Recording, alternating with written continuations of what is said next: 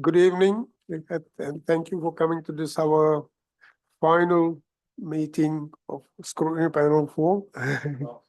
Yeah, the last meeting we are having. Yeah.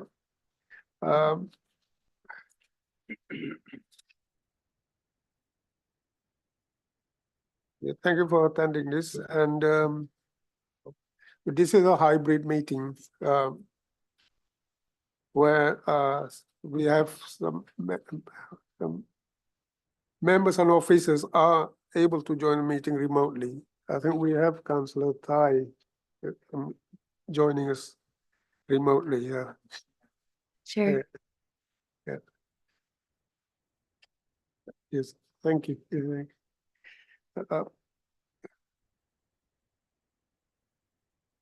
Yeah. Speaking at the meeting, it should be speak through the chair. That's so the meeting can be it can be an orderly meeting and for accurate clerking of the proceedings. Right. Any apologies from no apologies. Thank you. Any urgent matters? I haven't heard anything. No. Any matters to be considered in private? The declaration of interest. Councillor Crawford has made some declarations in previous meetings, and they are noted. Yeah, it's just the same as before. I think I've been told I have to reiterate it at the start of every meeting, so I'm going to make Anne-Marie write it down again. I'm sorry. Very good. Yes, yes. Thank you. Yeah. Now we need to agree the minutes of the meeting. The two meetings, one was for the 1st of October and one for 8th of February 2024. That's from page 3 onwards to page 8 is the meeting for 31st October 2023. Page 4. Page 5, page 6, page 7, yeah. Page 8.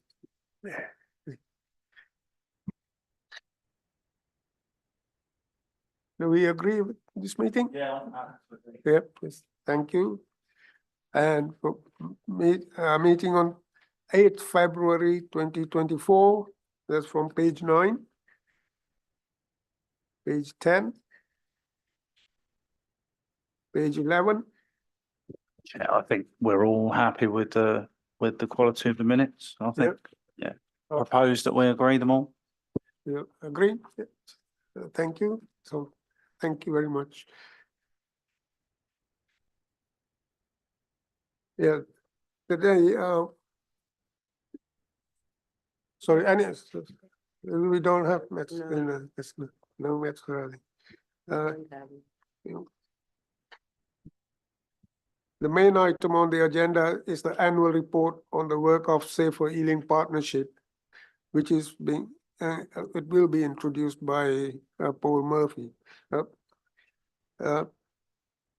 Like to welcome Superintendent Sean Lynch, Inspector Sam Pierce, Yasmin Basterfield, Community Safety Team Leader, Yes Murray, Assistant Director, Community Protection, Daniel Malone O'Halloran, Community Safety Team Leader, Mehmet Kirano, Violence Reduction Coordinator, Amina Khan, Graduate Team Management Training, and Jethro Lister, Community Safety Analyst.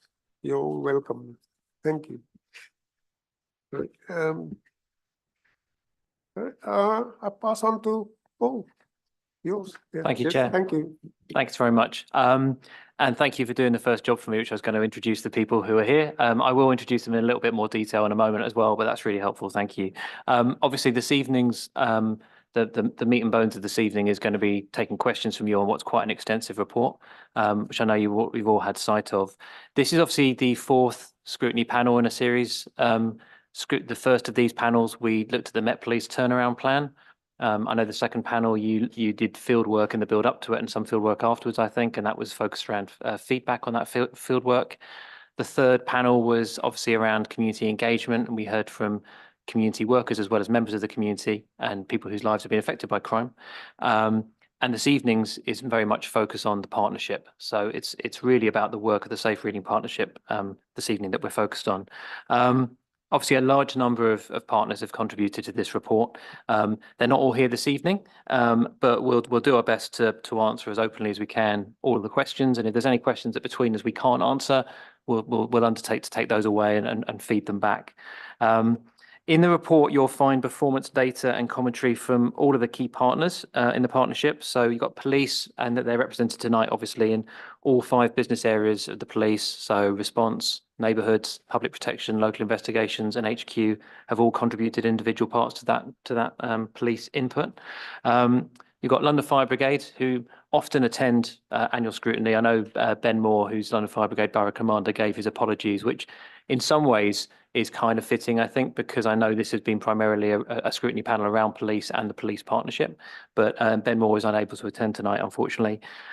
He's contributed to the report, though, along with youth services, contextual safeguarding, drug and alcohol intervention, and regulatory services, as well as contributions from right across the community safety service. So CCTV, noise and nuisance, my community safety team, our patrol service, Park Guard, and people like that. And there's information in here around projects as well. And some of the people who've been involved with those projects are here, including MVORG, hate crime, serious violence duty, some of the PSPOs that have been renewed, and obviously organisations like Ealing Mediation Service who've contributed.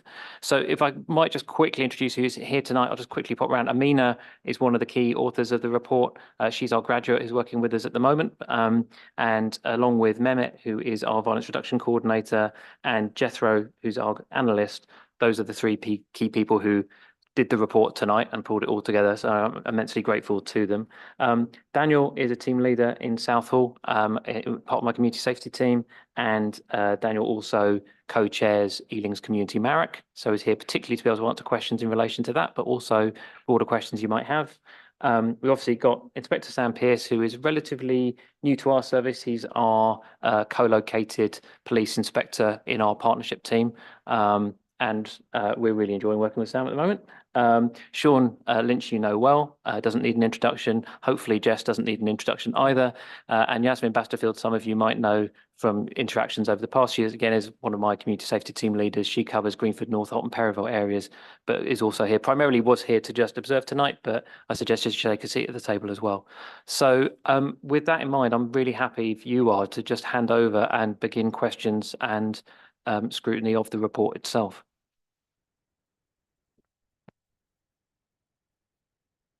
Thank you, Chair.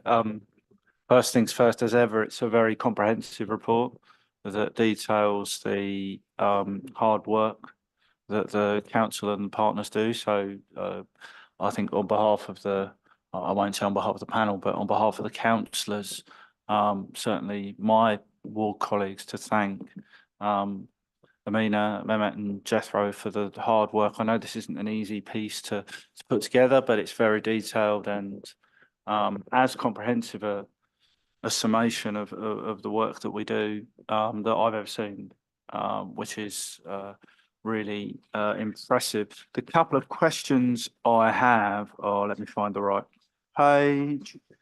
On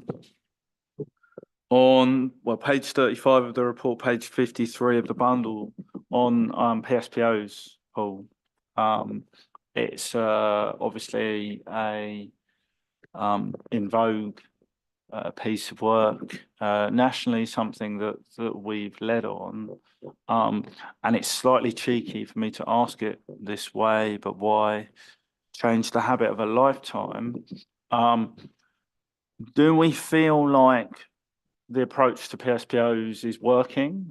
I think I'm confident of the answer, but I'm interested to hear what you say.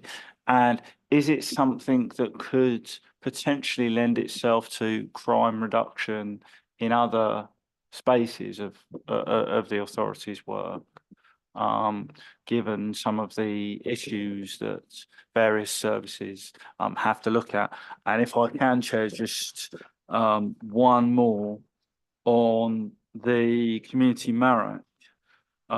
Again, a general question about how we feel the community marriage working, because we're working in a much more different and focused way than the last time I had an opportunity to look at this. It seems to be working across all of Ealing's towns, but how would we look to represent the resident voice a bit more, because I know that's key to the success of the Met planning and also some of our community safety aspirations, shall I say, going forward. Thank you. Thanks, councillor. I'm happy to have I'll sort of start us off on an answer to a couple of those questions and then maybe hand over to partners. If that's okay, Chair. It's fine. Cool, Yes. thank you. In terms of PSPOs, it's a big question in terms of is the approach working? But when PSPOs, our first PSPO was West Ealing in 2017, and it was a bit of a pathfinder PSPO, and then Dan actually led on the Southall PSPO shortly after. And what those PSPOs did show us is that public spaces protection orders is that if you target specific behaviours in a certain place, it does certainly result in a reduction in those behaviours. Does it reduce overall crime is quite a tricky one. And in terms of demonstrating it, there was some, I think Jethro and I did some work around this when we were initially looking at the borough-wide PSPO in 2019, which obviously just got renewed in 2022.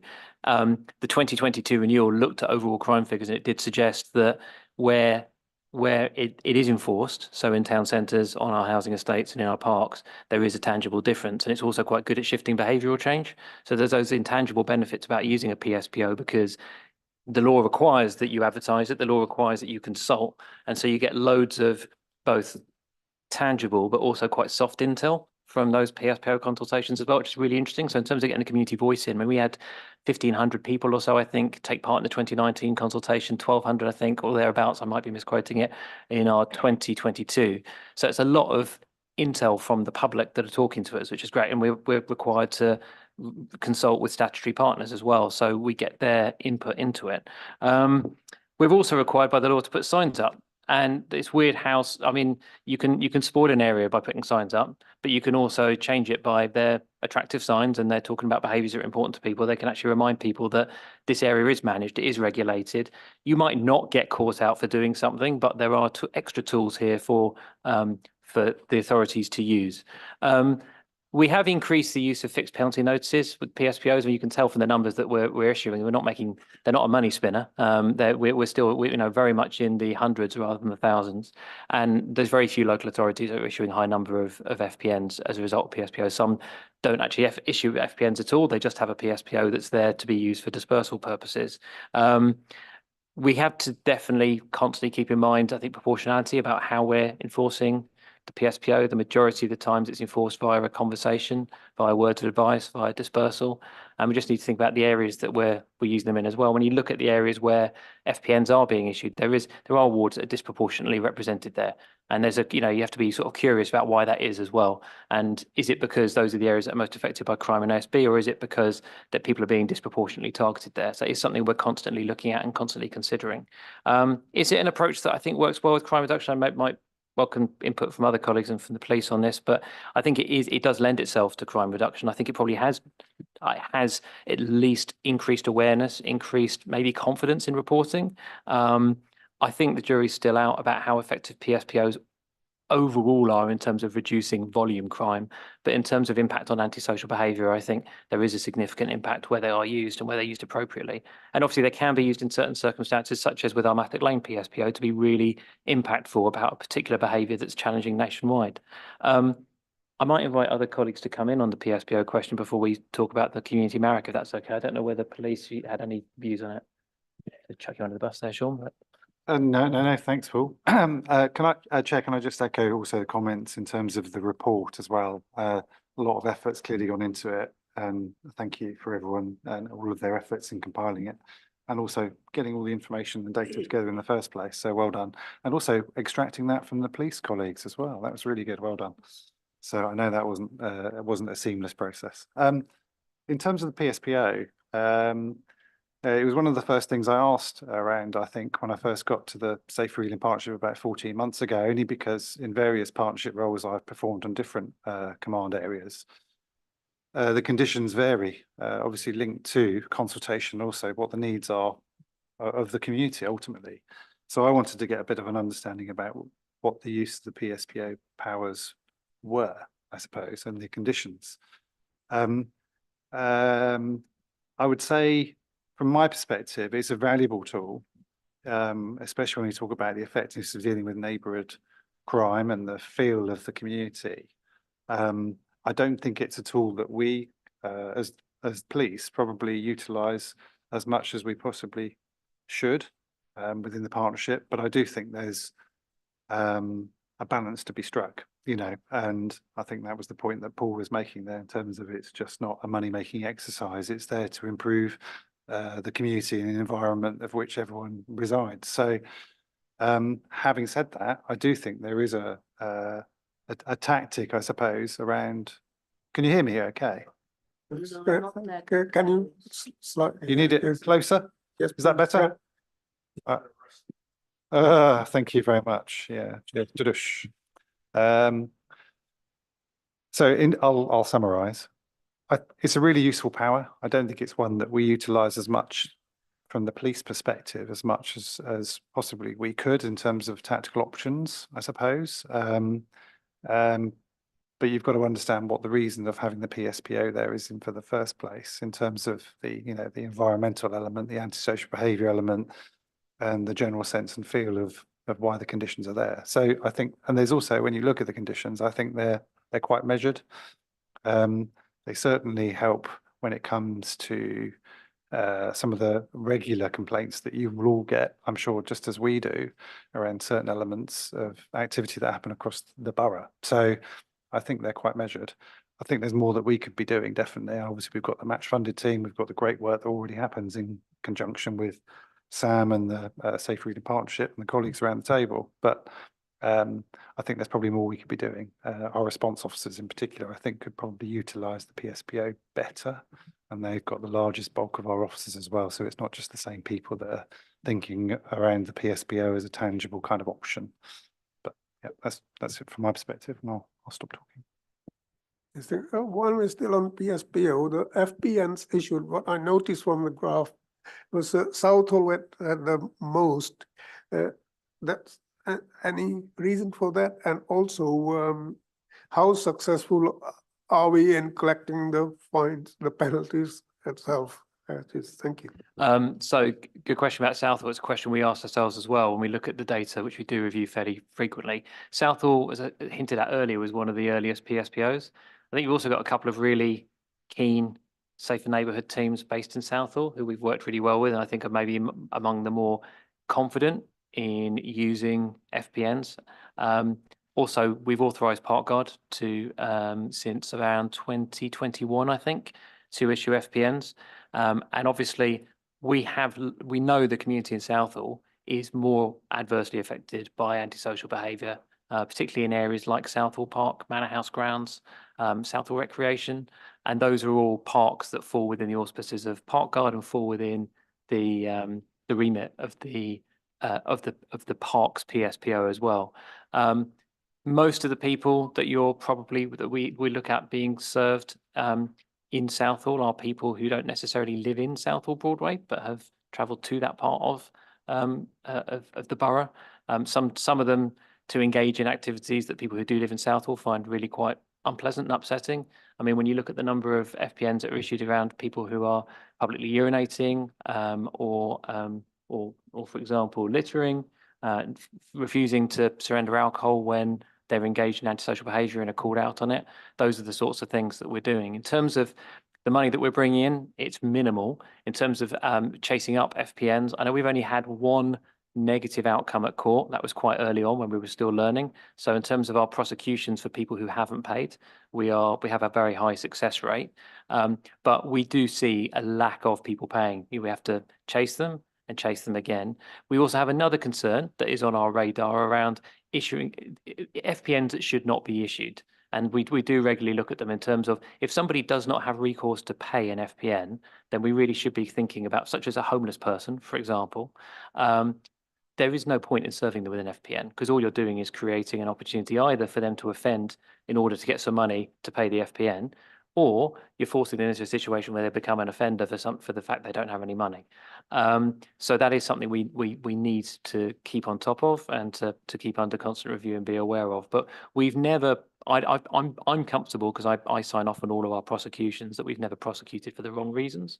But it is something that we're quite mature about in Ealing as well. When you speak to other London boroughs in terms of how they're progressing with their FPNs, I think Ealing is performing fairly well in terms of it's issuing fixed penalty notices, and it has a process and a back office system for collecting the payments.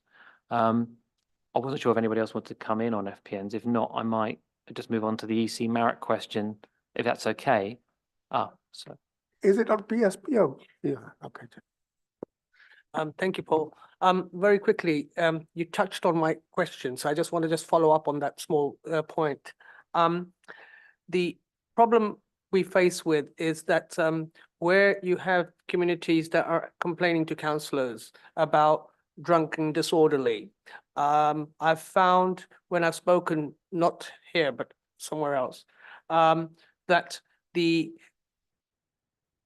police officers, the safety police, or enforcement officers are not issuing fixed penalty notices to those people because for one reason, they don't have a fixed board to follow it through. So it's a catch-22. How do we tackle that situation where there is a persistent problem, but we're not issuing the fixed penalty notices because technically we can't enforce it? But then that attitude, that drinking disorderly behavior just continues, and then it just is a copycat. Then when there's one person drinking, you get two more sitting with him on the bench as well. So either you get rid of the bench. Thank you. No counts. And I think that's exactly right. That sometimes there's the blunt tool approach to it, which is that we end up just getting rid of a public amenity because we can't police it or we can't manage it. And there are parts of the borough where we have frankly designed out problems by saying that actually this wasn't a suitable place to have a bench in the first place, or this wasn't the best idea putting this particular amenity here. It wasn't thought through, it wasn't done in consultation, it wasn't even done in collaboration with the community, and they didn't want it there either. But there are other tools we can use. There's community protection warnings, there's community protection notices that can go with that. They can absolutely comfortably be used in terms of people who may not have recourse to funds. You can still manage their behaviour. Ultimately, we have the opportunity to use injunctions, our civil powers. The police have other powers to disperse, and also there is just the power of dispersal under a PSPO. And ultimately, you can, after repeated dispersals, choose to prosecute somebody. But you're right; it is really challenging, and we've got our own challenge in terms of that we're dealing with at the moment that we probably won't go on to tonight because it could take up a lot more time. But talking about homelessness and no recourse to public funds and all the challenges that go with that, it's an ongoing challenge. Yeah, absolutely.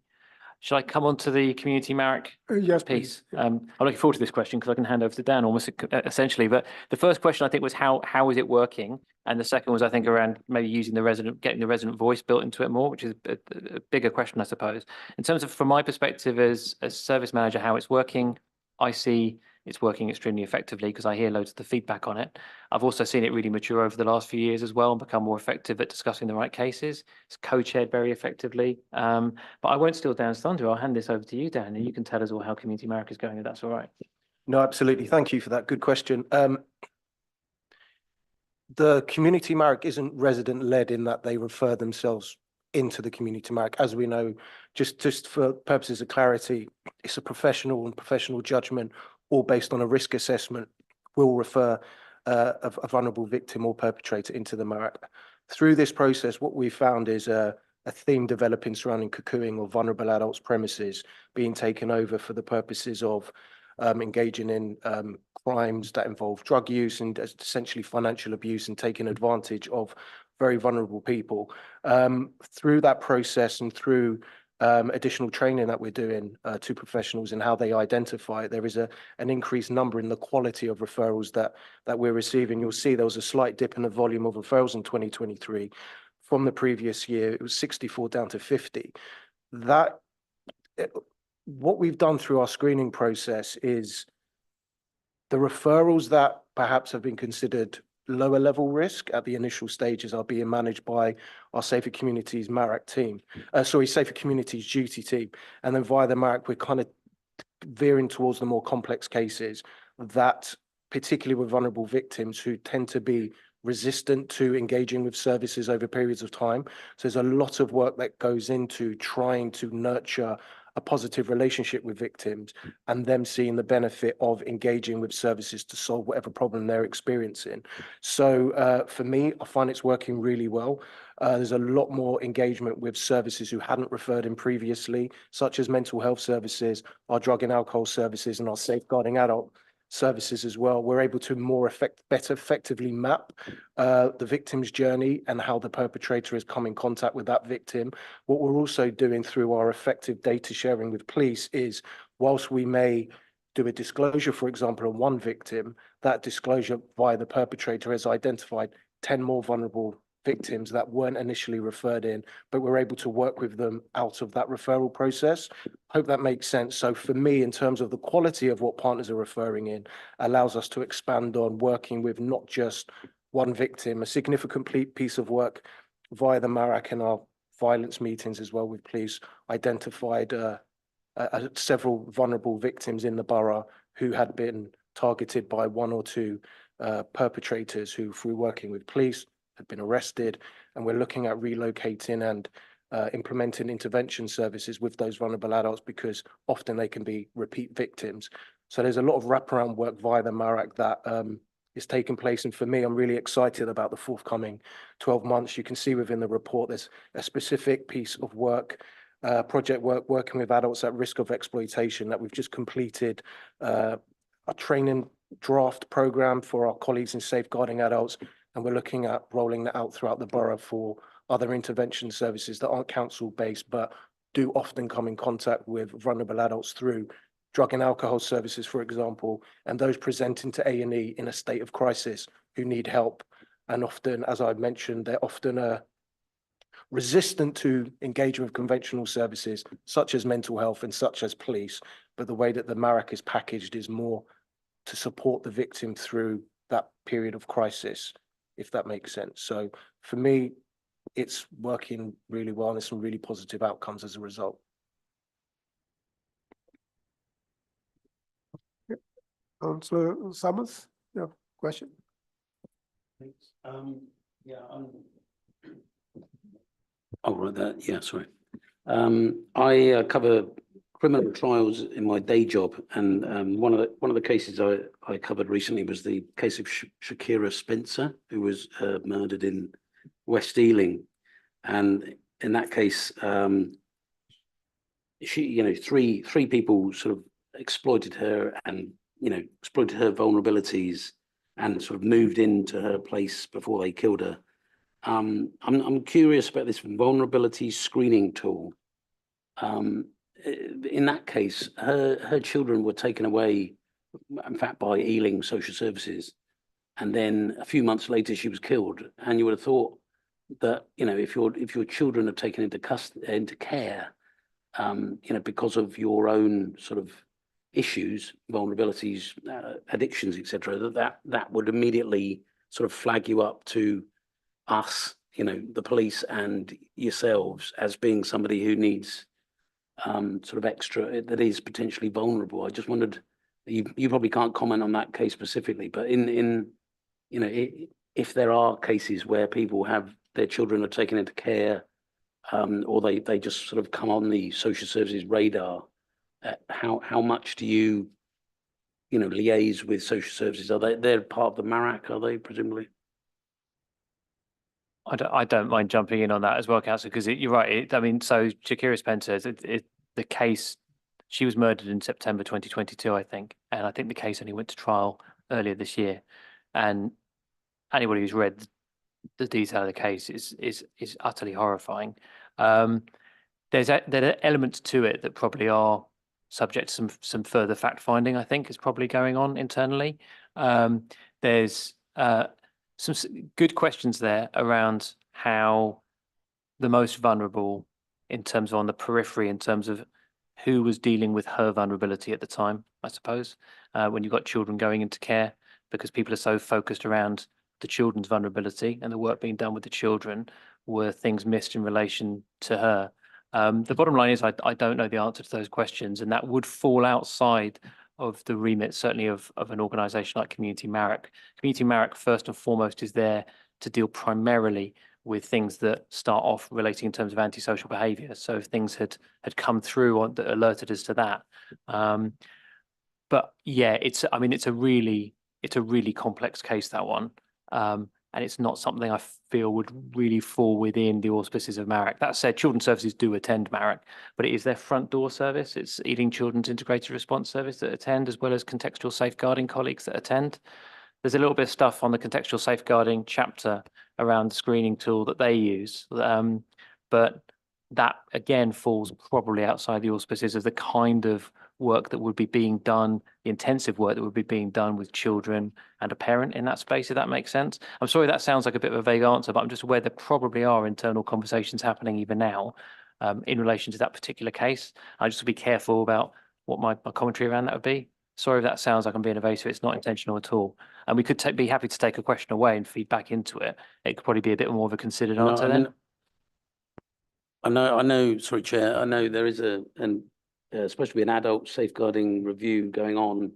No idea when that's going to be published, but I'm a bit concerned about whether there is a sort of gap between children's services, social services, and police, safer neighbourhoods, because in this case, the perpetrators also had children, and some of them witnessed the actual, events leading up to the murder. So they, again, were victims on the periphery.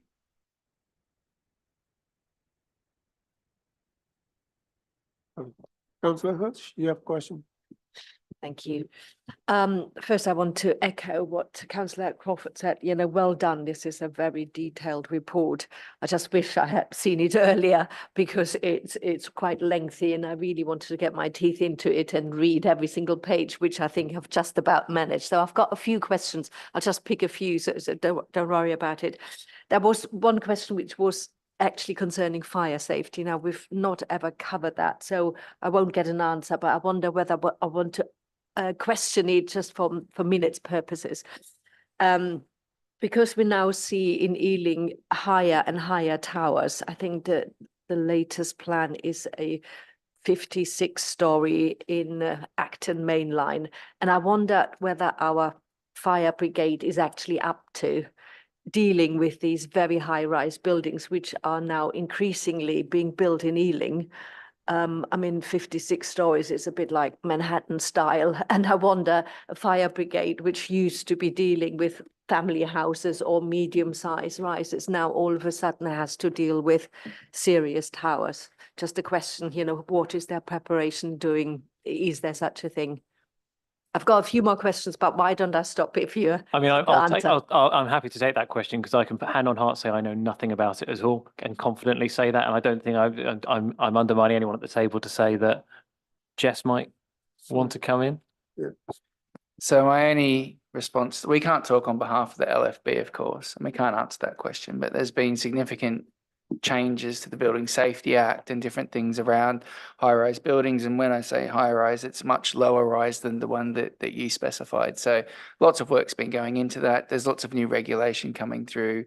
Obviously, that's all been done in the context of how the LFB works with property owners and different things like that, duties on people who own and manage buildings, in addition to how they communicate and work with the LFB. So there's been a lot of work go into that space. I'm cited in the context I used to manage the council tenancy work here. I don't anymore.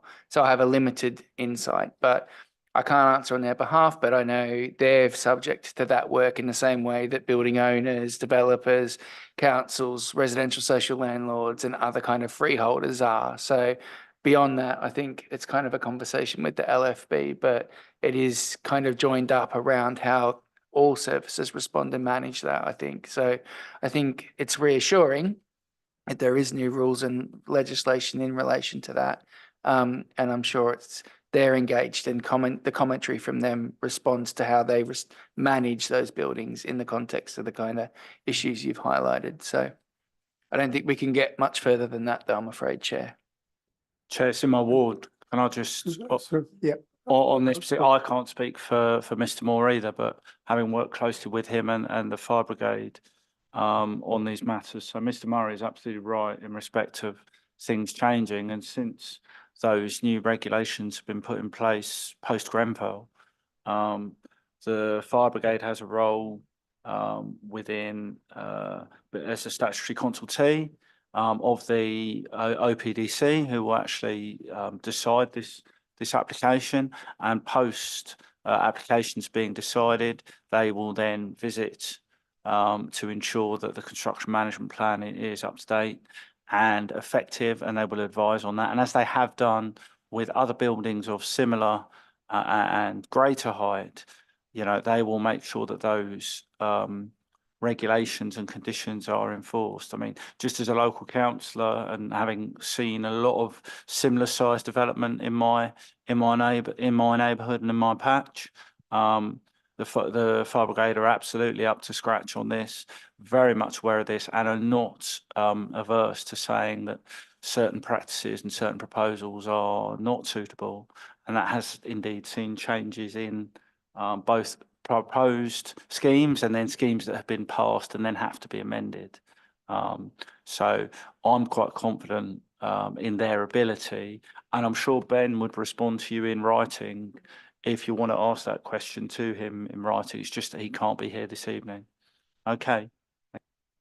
Councillor Kumar has a question on. No, it's just a follow-up. It's just an answer to that planning as well. When you go to site visits, I mean, I've asked on 2 occasions exactly about that. And if I remember correctly, the development was held back. Permission was not granted until the fire regulations were completely compiled. And I think the developers are very, they know that's part of it, otherwise they won't get permission. So my experience on that side has been that, the new rules and regulations are actually followed quite stringently. Thank you.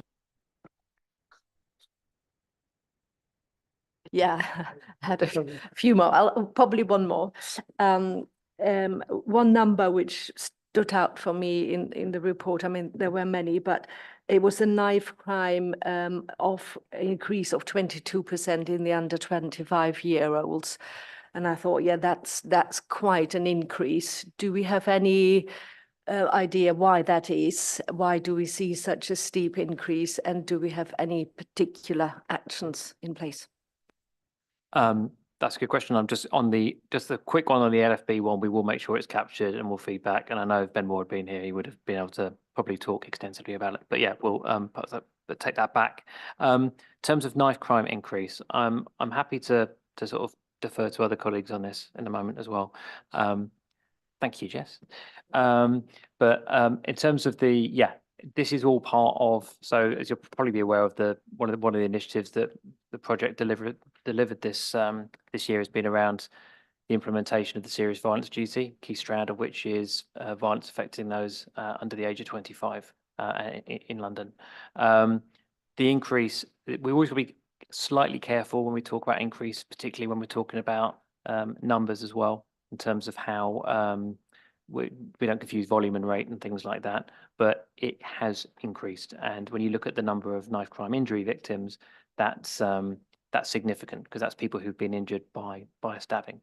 I know Mehmet will probably come in a moment about some of the initiatives that we've got in place, both the cross-partner initiatives, but also how we've been tapping into the London's violence reduction units for sort of post-critical incident, tapping the fund for that, and some of the good work that's come out of that, and some of the good practice that's come out of that as well. But I might first maybe pass over to you, Sean, if that's okay, just to talk a little bit about those knife crime numbers and what the sort of implications are. Sure, thank you. Thanks for the question. So from my perspective, and this is, I suppose, why the spotlight is on the Safer Healing Partnership when we talk about knife injury victims under 25, because naturally everyone will look towards the police to say, well, what are you doing about it? And I think, we are the last resort. We're the ones that respond, unfortunately, to these episodes. And obviously we've seen tragic events even today over in East London involving weapons, knives, so where people have lost their lives. So And that's why I'm grateful, I always am, in terms of that holistic approach as to what it looks like locally, in terms of what are the young people doing? You know, what do opportunities look like? What's the employability element? What do we do in terms of youth clubs and diversionary work and that broader spectrum of work, which is very much in the, I suppose, in the psyche of the Safe to Reading Partnership and the teams that now work conjointly in the Percival House area. So, but I suppose from a granular level, you know, knife injury victims under 25 we see is predominantly linked to certain crime types. I was only having the conversation with Jess and Paul prior to tonight's meeting, just in terms of what we see in terms of organised criminality, any gang elements across the whole of the borough. But yeah, we principally see a lot of this linked to acquisitive crime. Some of it, as we know, is linked very much to robberies, and we see the hotspot locations, which I think have probably been in Ealing for a long time, and that's replicated in previous commands that I've worked in as well. So obviously concerning that the numbers are going up naturally, but I suppose it puts the spotlight on all of us about what does that look like in terms of that strategic needs assessment. What do we know about the victims? How many are repeat episodes? Are there particular estates that are coming up? That kind of holistic approach, which is, I think, you know, beyond the initial response and some of the great work that happens as the partnership comes together in crisis in response to some of these critical incidents, which is the space which Sam, now as one of my new inspectors as part of the Safewood Neighbourhood Uplift, is stepping into, just so that we can make sure that we're doing a lot more. And whilst I'll talk about it now, just quickly, obviously stop and search is a tactic. Obviously, it's obviously very topical again at the moment. Again, lots of commentary about the weekend in terms of numbers.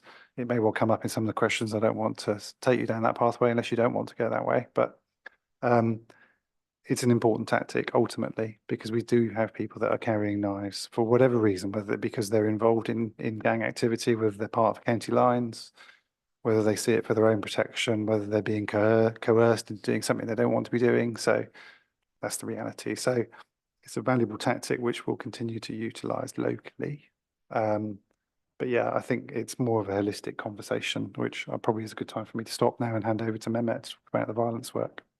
I'm just going to say, just before you come in, Mehmet, I'm really sorry, but just to say, in terms of the response stuff that Sean has talked about, the police now habitually hold a weekly violence call, which includes a bit of a forensic look at every single knife crime with injury, GBH, on the borough. So that's something where the police, I think, are doing a bit more partnership, sort of reaching out and talking to us more about it, which is really positive. There's always the sort of the double-edged, do we go down an enforcement route or an intervention? And I think some of the stuff that I'm just going to bring Mehmet on now is really showing us the benefits of some of the intervention approach we've done and what we're learning from it. I don't know, Mehmet, whether you want to come in on that. Yeah, so in terms of the intervention approach, like kind of looking at prevention, I guess a tool we've used in financial year 23-24 that has been really effective is the London Violence Reduction Unit's critical incident funding. So, so where we've got an incident of serious violence in the borough, so that could be knife related, GBH, can also be certain sexual incidents as well, we can apply for a grant of up to £5,000 from London's Violence Reduction Unit. And the way we've been using that funding is to kind of support what we've described as like a coordinated contextual response. So you'll have police and other partners, maybe in children's social care, dealing with the individuals involved, supporting them or taking enforcement action against them. We've been using that funding to think more about what's the impact of this incident on the wider community and how can we do something to maybe divert young people in the area from the risk or even just increase the community's sense of safety in the area. So in over a course of 12 months, we submitted 11 successful applications to London's Violence Reduction Unit, and that's been a really good tool. A lot of that funding has gone towards youth outreach in areas where, say, a knife point incident has occurred.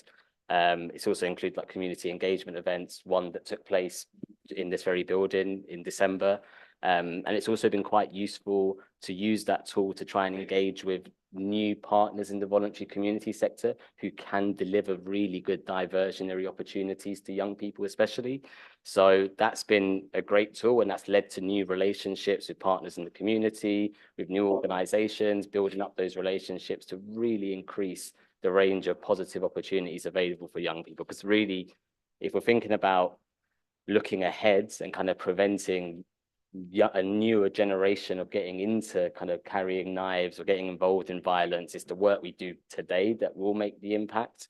So that tool has been really helpful. I guess another strand that we can kind of look at as like a prevention and intervention piece has been work we've done in Norfolk Greenford, which I think Councillor Summers, you were at an event recently where we kind of celebrated the work that took place there over the last 12 months.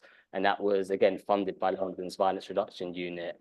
And that was around building capacity within the community to respond to incidents.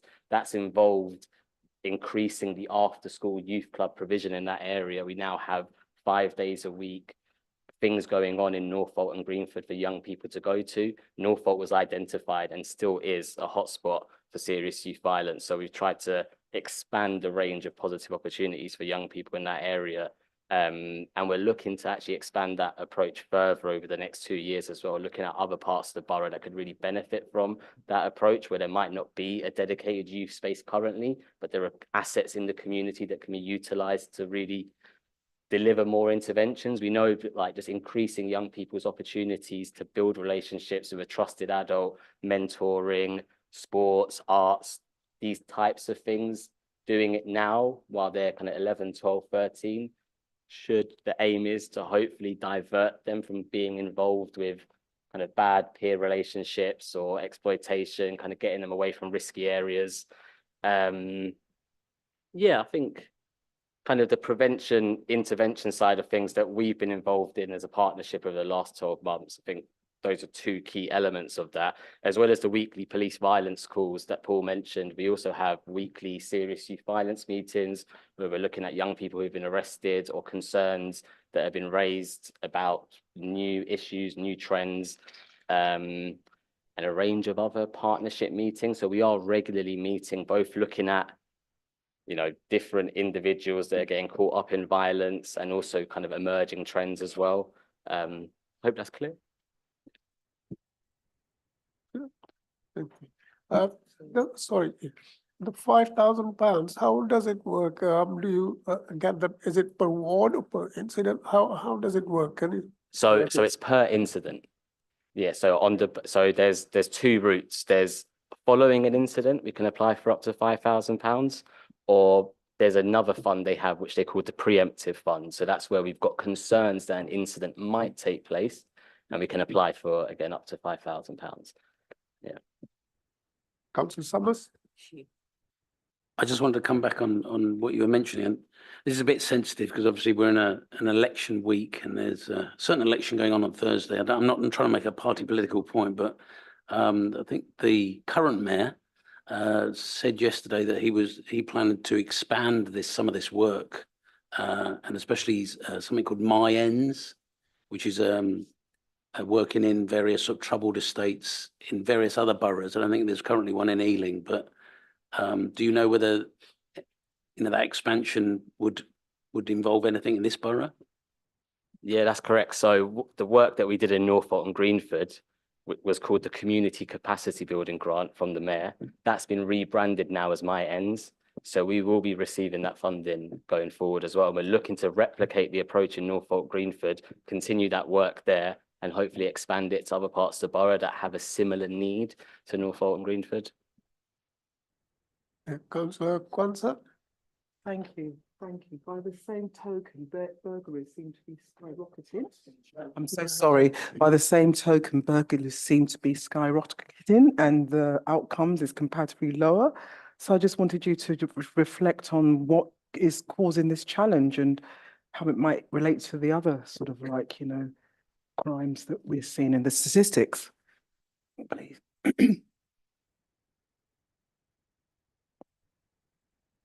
Thanks, Councillor. Yeah, so I know burglary has been a challenge long before my arrival in Ealing 14 months ago. And yeah, you're right. Obviously, we've seen an increase, and I'm sure that, yeah, there you go. Thank you, Jethro, for putting that up on the screen. But yeah, we are seeing an increase, and of course, but I suppose one of the slides talks about the comparator across London in terms of what that looks like as well. Ealing, we would class as a semi-inner borough with all of those arterial routes. You all know it, you live in it, you breathe it, you've lived here longer than I have. And so it causes constant challenges around residential burglary in particular. What do we do in terms of tactics? Probably nothing you probably wouldn't already expect us to be doing. I think the key issue with what we find around some of these crime types is that we just need to be making sure that we're targeting the very small number of people that tend to be responsible for a significant number of these episodes. So that's why we need to be very strong around our offender management grip. So of which the team here, including myself, are involved with routinely, just in terms of bringing those people to justice. There's so many elements, obviously, that go into the primary investigation, and what you see in terms of how does that translate into an outcome? Have we brought someone to justice? Have we identified who the perpetrator is in the first place through forensics? Any other opportunities? Witness is linked to some of the other elements that have come out in some of the scrutiny work about how can we work better as a community to protect ourselves, I suppose, from this crime type, which we know is incredibly impactful and invasive. And if you've ever been an unfortunate victim of a burglary, you'll know how impactful it can be. So it's a long-standing issue. What can we do locally? Obviously, work in partnership with our colleagues around the table to try to do as much as we possibly can to target harden, make sure we're seizing opportunities around safer streets, funds, and any other opportunities that we can tap into to work collaboratively together. Make sure that we're focusing all our efforts not just on the perpetrators that we know are out there causing harm, and that includes those that need rehabilitation that might be being released, having already done a custodial sentence, but equally, and it doesn't happen very often, but those that might start to go down this pathway of that crime type. It's part of the reports that we see, really well documented just in terms of the drivers for some of the criminality. And of course, I'm not going to make that huge leap of faith, but obviously addiction, drugs is a big part of what we do see when we talk about burglary. And so Sam, and I know is, if I'm honest, it was one of the first things I did with Sam when he first got here was introduce him to Claire Brighton and some of the opportunities around the diversionary work and what that looks like, alongside some of our other colleagues in the Safer Reading Partnership, probation and others, about how we can support, rehabilitate, make sure we're part of that journey with those that we know are causing harm in the community, because that is a big outlook of mine. You'll notice that a lot of my answers will not just be about we're going to lock people up and arrest people out of our problems. It's never been that case, and of course it won't be. And so if we've got a really strong mutual partnership, which I've definitely been a part of the last 12 months at Ealing, we'll start to make a dent in some of these longer term crime trends and challenges. So I'm not saying that we've solved it. Naturally, we haven't. We've still got huge challenges. We see organised criminality. We see spates of burglary, obviously seasonality. We try to disrupt all of those. I know there's larger operations that have been happening beyond the borough capability and capacity as well, which I'm cited on as well, where we see organised criminality of burglaries, of which we've intercepted, and we've had some successes there. So we'll continue to do all of those tactics and try and dial them up and do what we possibly can to help to prevent more people being victims of burglary. And I know it's a challenge. It's a challenge to all of the boroughs around this area in particular as well. So because of the geography, obviously Ealing is a very nice affluent area to live on the whole. And of course, whilst there obviously are disparities, there's some very, very nice areas. And of course, it does pull in so many people. The arterial route changes as well, of course, we've seen as well, make access and egress even better. And I'm not saying that burglary is a crime that's driven by the Elizabeth line, but obviously all the long-standing routes are already there. So the opportunity is there, is what I'm trying to say, and we've just got to do the best we can to try to prevent it from happening. Bit of a long-winded answer, but there's a big plan and focus on burglary. It's a big focus of the neighbourhood officers and what it looks like. Obviously, I'd like to have even more visibility because I know that has a huge impact in itself as well. So never mind all the target hardening work and focusing on the offender. And that's part of the safer neighbourhood uplift programme to try to give us more visibility because it will have an impact. Just from a sort of community coordination perspective as well, there probably is a big challenge for us collectively about how we improve people's engagement with Neighbourhood Watch and other similar organisations, because people feel like an area is being looked after and it's being surveilled, and people care about it.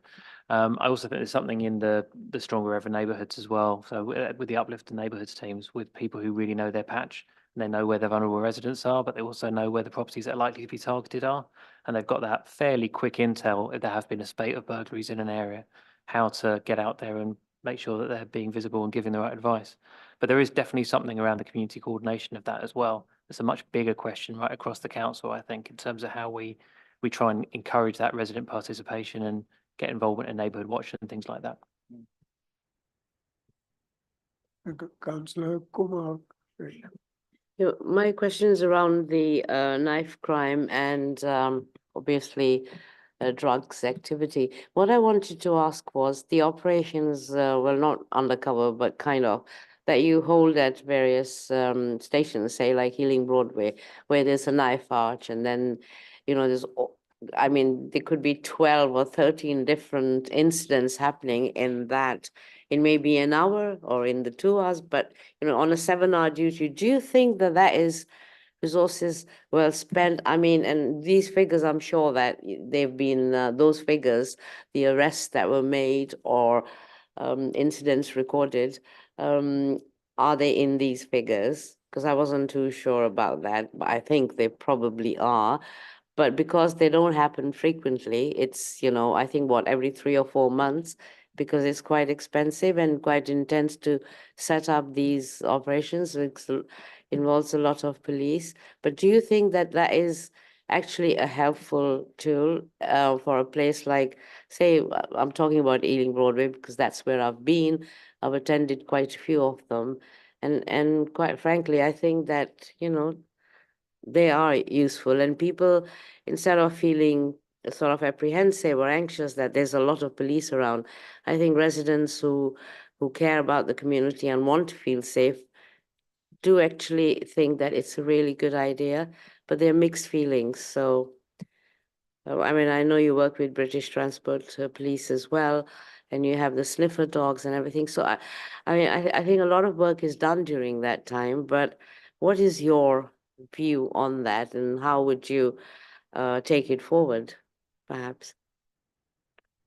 Thanks, councillor. I suppose we have to rewind to try to understand what are we trying to achieve by deploying on those operations. You know, much like I was probably not articulating, particularly around burglary, we have different tactics for different crime types. So, you know, the operations that you're talking about, we may do across the Elizabeth line, you know, routinely, and whether it be in Southall, Ealing, Acton, or elsewhere, we'll be focusing on hotspot areas predominantly, where we know we've got a multitude of crime types which are happening, whether it be robbery, whether it be violence, whether it be violence against women and girls, high incidence of antisocial behaviour, and so we do come together with our partners. We can utilise revenue inspection. We utilise British Transport Police. We'll come out with our special constabulary. We'll try to put as many people as we can to it. Obviously, more recently, you've seen the use of live facial recognition as well in some of these areas, more locally as well, and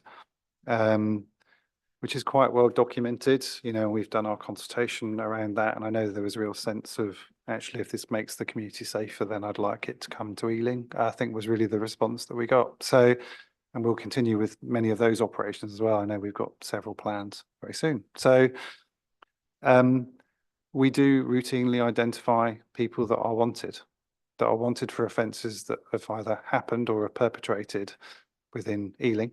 For various offences, we'll have people that we will find on those operations that are linked for acquisitive crime, that are also wanted for and are known to us around sexual offences.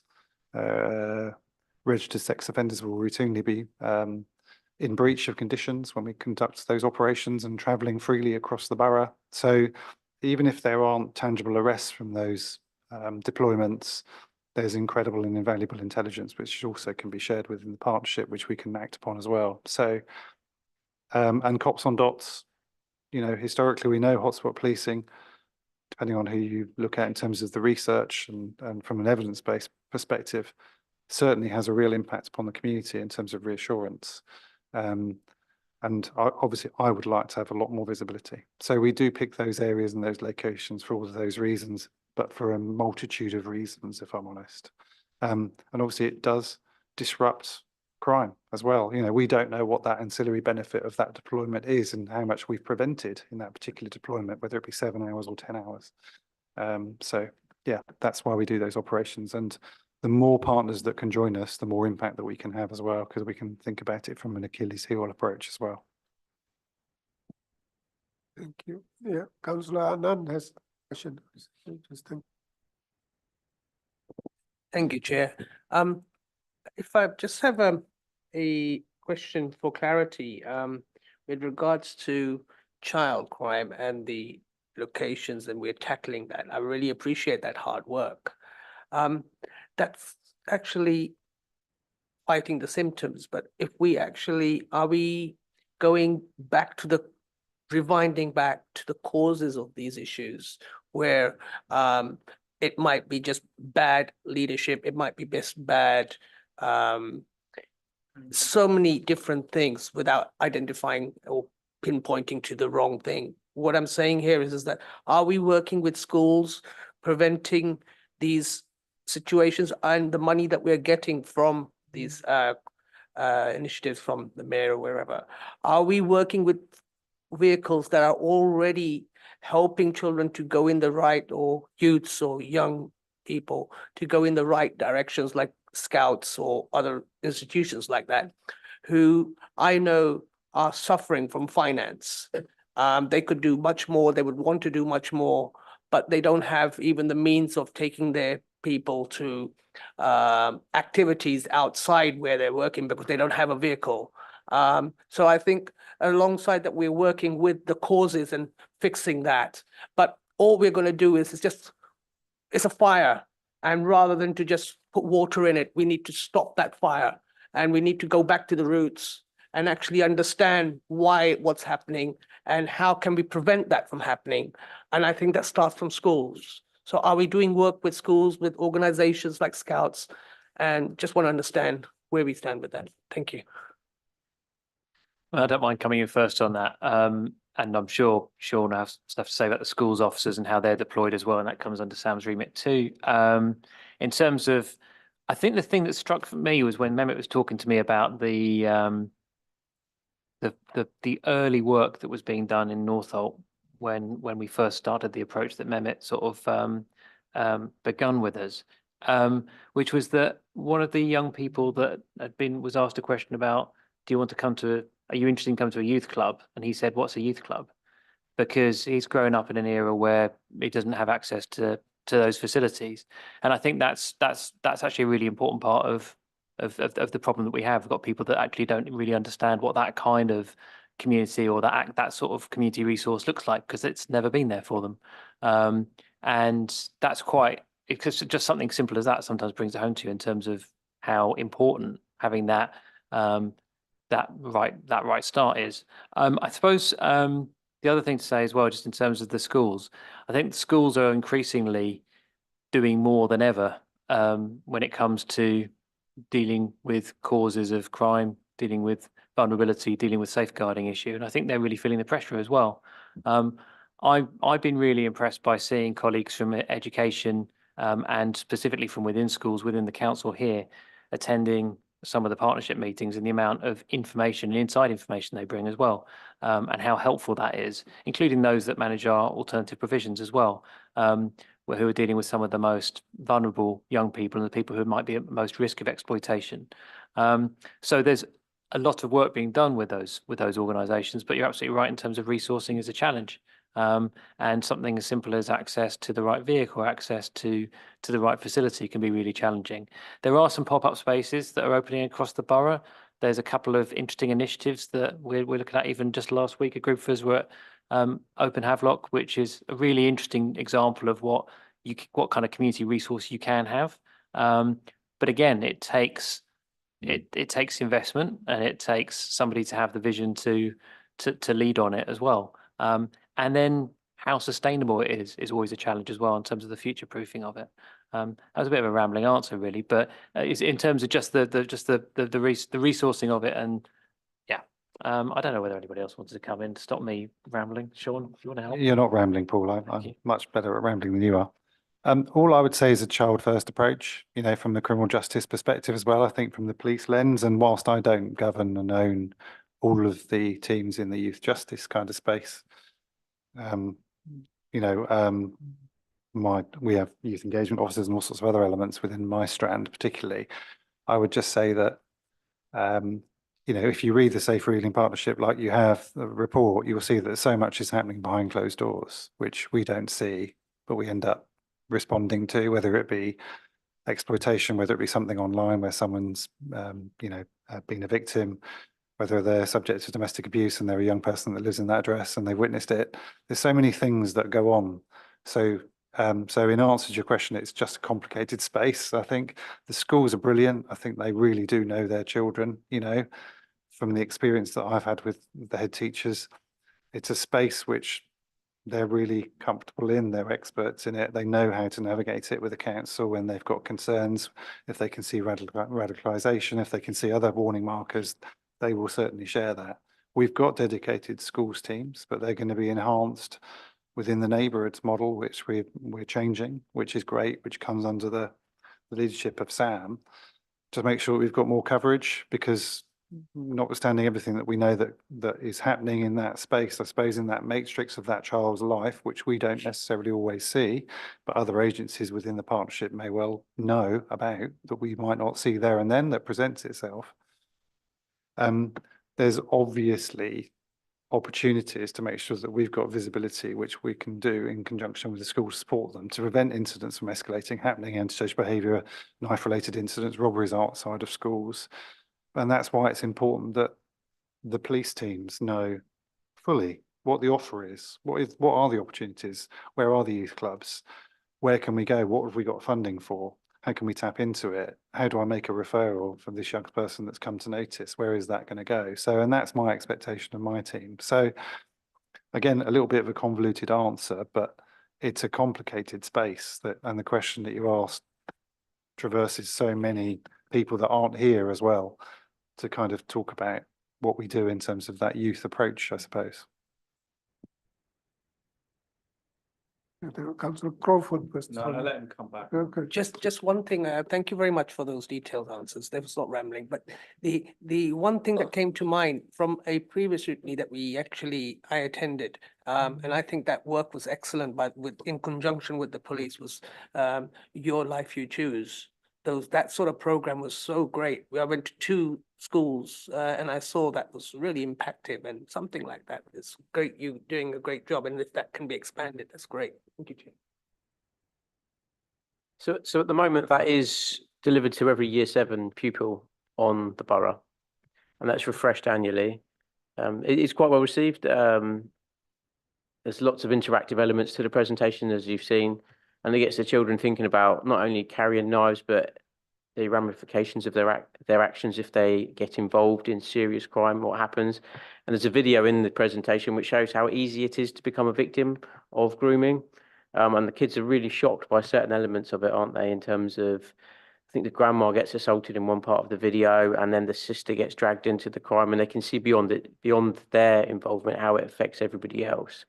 And we'll be looking to continue that. I've got 3 dedicated youth engagement officers, and we work with Mehmet and we work with Paul's team, and we're working on ways that we can capture people that we haven't previously spoken to, and get them introduced into some of our safeguarding work.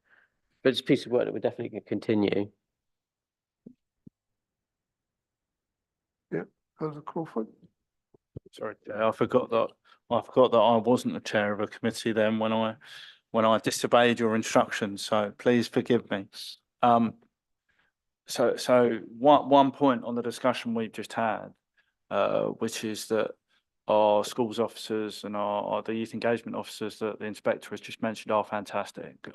You know, I have a high school in my expanded ward now. It's the same one that I went to many years ago.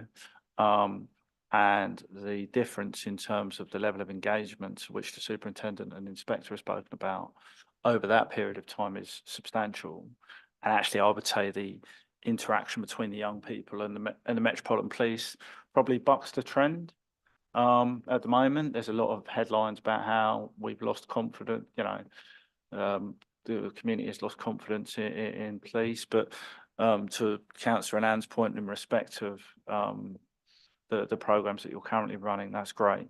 My ask is around, there's a couple of times, Superintendent, where you've talked about you would love to have more visibility, if that's in respect of knife crime, if that's in respect of burglary, or just generally in respect of doing what police officers do, which is go out and provide reassurance and be regularly noticed. This is cheeky again, but I wonder what we're all sat here as councillors who sign off on local budgets, who lobby local authorities and others. I wonder if there's more of a role for us in terms of promoting some of the activities that the police do. I'm particularly taken by the comments around Neighbourhood Watch from Mr. Murphy, how we get to a sort of 21st or 22nd century approach to Neighbourhood Watch, what that looks like in this space, and also what kind of recommendations this panel can make, because I'm conscious that if I wasn't sat here and I wasn't listening to Mehmet or Dan or some of the police officers or Paul or Jeff, I wouldn't know about some of these initiatives and some of this work. And every element of this partnership is struck by the same resource problem. But there must be a way that we can communicate some of that work to a wider space that will make our collective resource go a bit further. So I wonder if there's an ask for all participants in the partnership about what we can aim for realistically, and beyond, Chair, just commending the work of the partnership, how we can look to extend some of those successful programs, whether it's asking for the council itself to commit to funding a few more things, as difficult as that might be, or whether it's looking to see how we can promote some more of this activity to get more people involved in it. Thanks, councillor, for your comments about the schools officers. That's great. Sam will be pleased, I am. The visibility challenge, I'll try and cover that one first of all. Obviously, within the Strongest Ever Neighbourhoods programme and the New Met for London events, which obviously we're running every quarter, there'll be another one in June to be revealed. We're trying to get around the borough to update and explain as to what that looks like in terms of what's different. You know, what's Sean Lynch being able to engineer and with colleagues and around the room. We'll continue to do those. Part of that element is the uplift programme, you know, and it's well documented. Again, over the weekend, getting lots of commentary, obviously for various reasons, just in terms of what that looks like for the Met Police contextually. So obviously we're not maintaining our numbers and we're not at the point where we need to be with our uplift programme. But we're working absolutely, you know, really hard. Our outreach teams locally are recognised as probably some of the best in London to try to make sure that we're recruiting. Whilst we don't get the benefits necessarily of that recruitment locally, we're really trying our utmost. There's still a shortfall, and Jess and Paul do know, along with others in the team, that I really do advocate locally for what that number of officers looks like within the safe and neighbourhood strand in particular. So we're working to try to increase our numbers and our strengths, and I will continue to bang the drum to make sure that I demonstrate the benefits of that visibility, and also in certain departments, co-located in the council, for example, so that we can make some real dividends into the long-term trends that we see. So that is a challenge, of course. I mean, the kind of citizens in policing and the broader element and the kind of, I suppose, virtual police and virtual community setting is something which we're stepping into around the engagement work. And obviously it's a commitment that I suppose I've made back to this committee and this group in terms of what that looks like. We do need to be smarter in that space, and we need to have more advocates, you know. Again, we're looking at our options around volunteering. We're looking at the special constabulary to make sure we've got contingent there that can bolster my numbers and the substantive officers that we've got in Ealing. And yeah, we're getting into the space of looking at technology, which will help us get that messaging out quicker and more effectively. And I've shared some of those examples already with Jess and Paul about what we might be having on the horizon to try and help with that messaging. And we've already, obviously with many of you around the room, started to engage and start to think about how we can revitalise ward panels. And of course, part of that element I know that we've signed up to is that engagement with the officers coming out with you, in particular ward sergeants. So to try and spread that message and do as much as we can. And then of course we start to get into the social media space as well. And there's obviously opportunities around comms and engagement with the council teams as well, I think, where we could be doing more around that kind of prevent and protect, I suppose, strand of all crime types. I just come in on the funding item you flagged as well. So appreciate the sentiment of what you were kind of outlining, and obviously everybody would love more resources, and I suppose I have to recognize the fact that whilst other parts of the council being asked to contribute savings and things like that, that's not something that's being directed to our wider service, because members recognize the kind of value of what we do. So that's very much appreciated. But in the context of funding, it's really interesting. We did the Safer Ealing for Women project, which was a listening exercise. We could then roll that data into a Safer Streets Fund bid, which was last year. We delivered almost £370,000 around keeping women safer. Through the Mayor's Office, we fund Mehmet's role and Jethro's role. And through other funding, we were able to secure Amina for a placement with us to support Mehmet and Jethro. And through that work, they've then attracted and we were able to invest in the critical incident stuff that we've been talking about. There's now some other grant funding coming through. So it's about building resilience and flexibility, because some of these pots come very quickly. For example, the VRU is funded by the Home Office and the Mayor's Office concurrently. So sometimes decisions are made maybe later than you might like them to be.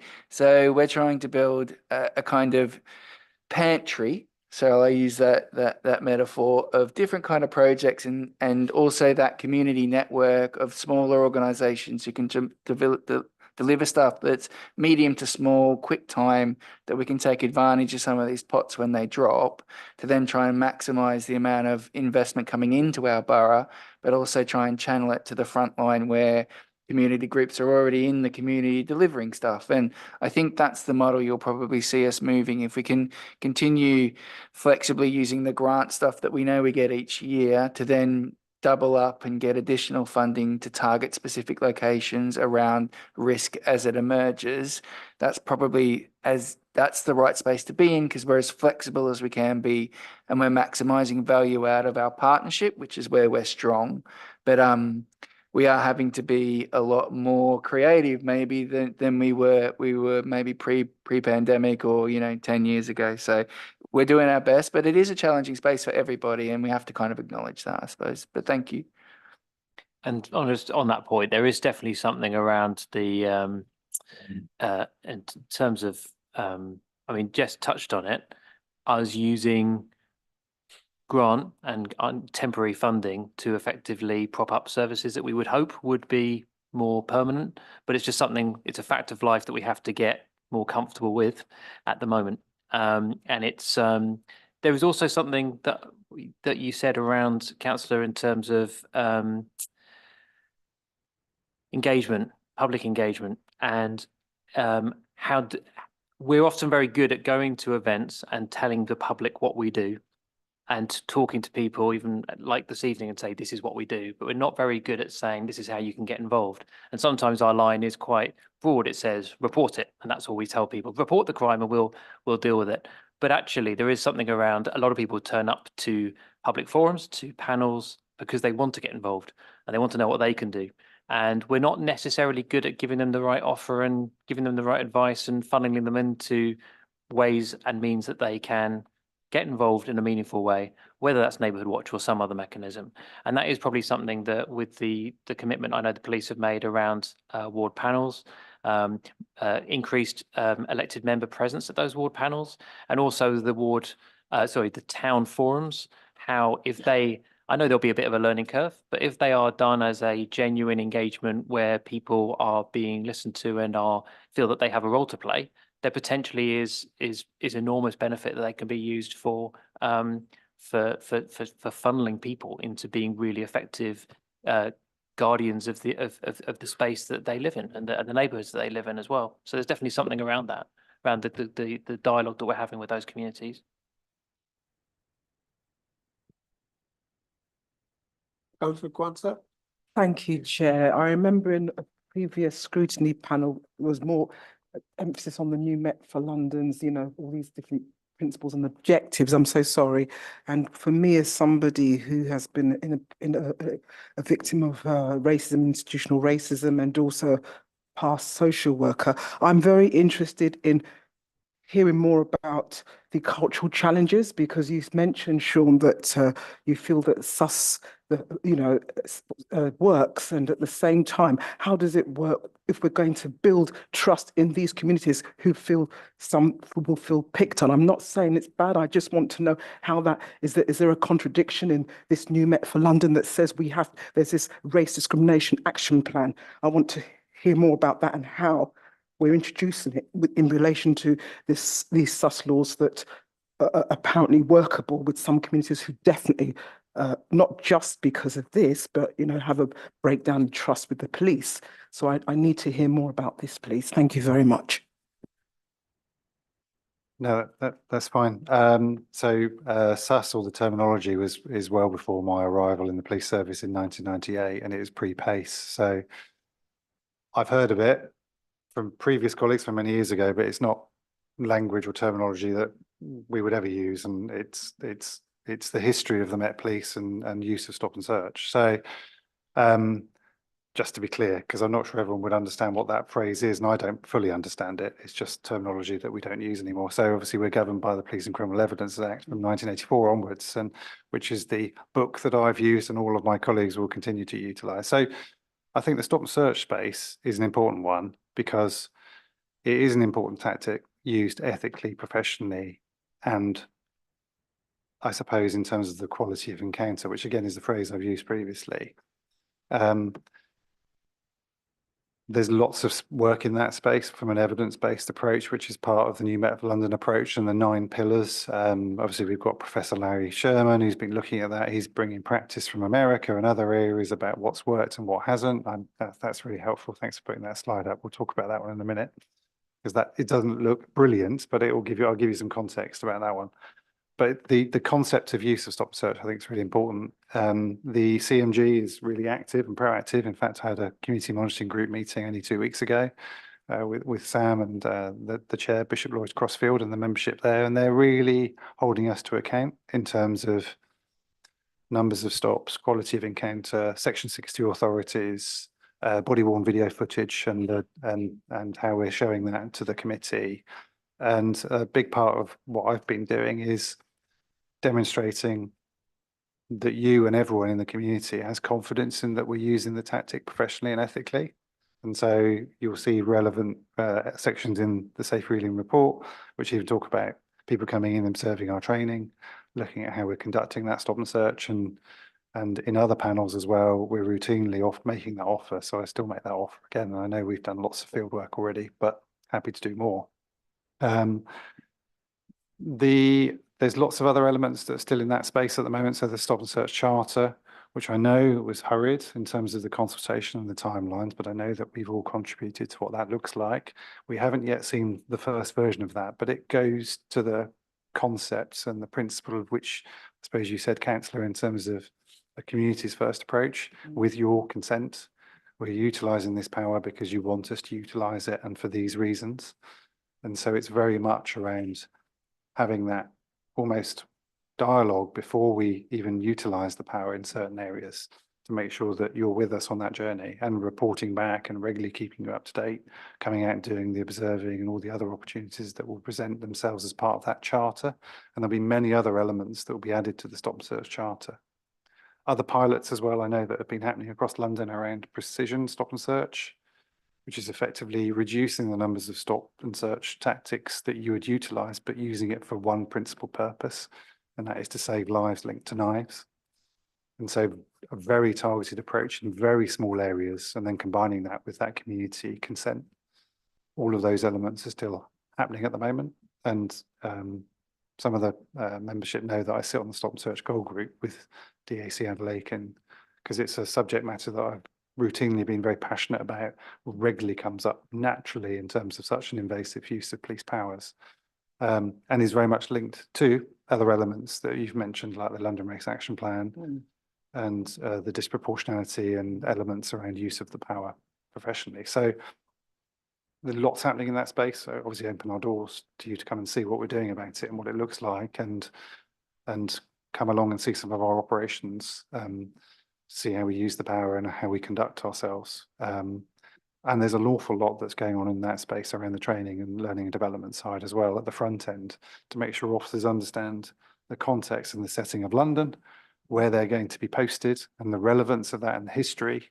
And there's a whole new training package that's been enacted that started for frontline leadership as well, to talk about all of those elements and the history, so that people fully understand the impact of what stop and search encounter could look like, you know, tomorrow, never mind what it looked like 30 years ago, and the legacy of some of those stop and search encounters still. So loads of work happening, I suppose, in that space. So Jethro, you've kindly put up that slide, which is great. So it's very small, and I can't even find it and scroll to it on my screen now. But I think it shows Ealing as a bit of an outlier compared to the other boroughs on the BCU, which will effectively say that we're not conducting as many stop and searches, and also our outcome rates aren't as strong. So, and that's an interesting quandary, because if I was to look at that, obviously, and try and find where Hillingdon is, they're probably slightly up on the left and higher. Yes, they are. And Hounslow is probably somewhere around there as well. But it's principally policed by the same officers. So we have teams that are, you know, spanning the command unit of 3 boroughs that are conducting stop and search, in addition to the officers within neighbourhoods and the response team officers. But yet we have this disparity. Can't answer it. I don't understand what that looks like and why. It's really interesting. Which is an interesting one to look at, and it certainly is coming up already in the CMG meetings with Bishop Lloyd Crossfield, to try to understand why have we got an outcome rate in Ealing which is different to Ealing and Hounslow, and why are we an outlier? It's been a bit of a discovery for a few months now. It's a question that's been posed in many forums, and equally by my colleagues that sat with me as well, about why do we think that is?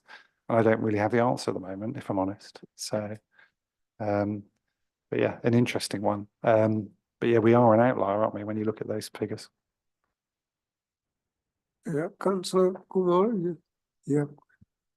Actually, that was the question I was going to ask, because it appears from what I made out of this report and the percentage.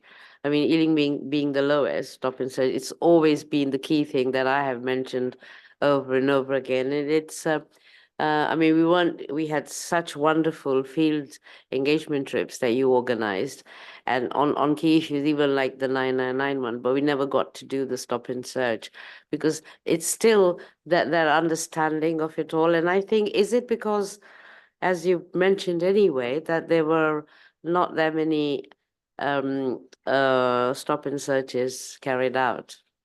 I mean, sorry. Yeah, no. Yeah, I mean,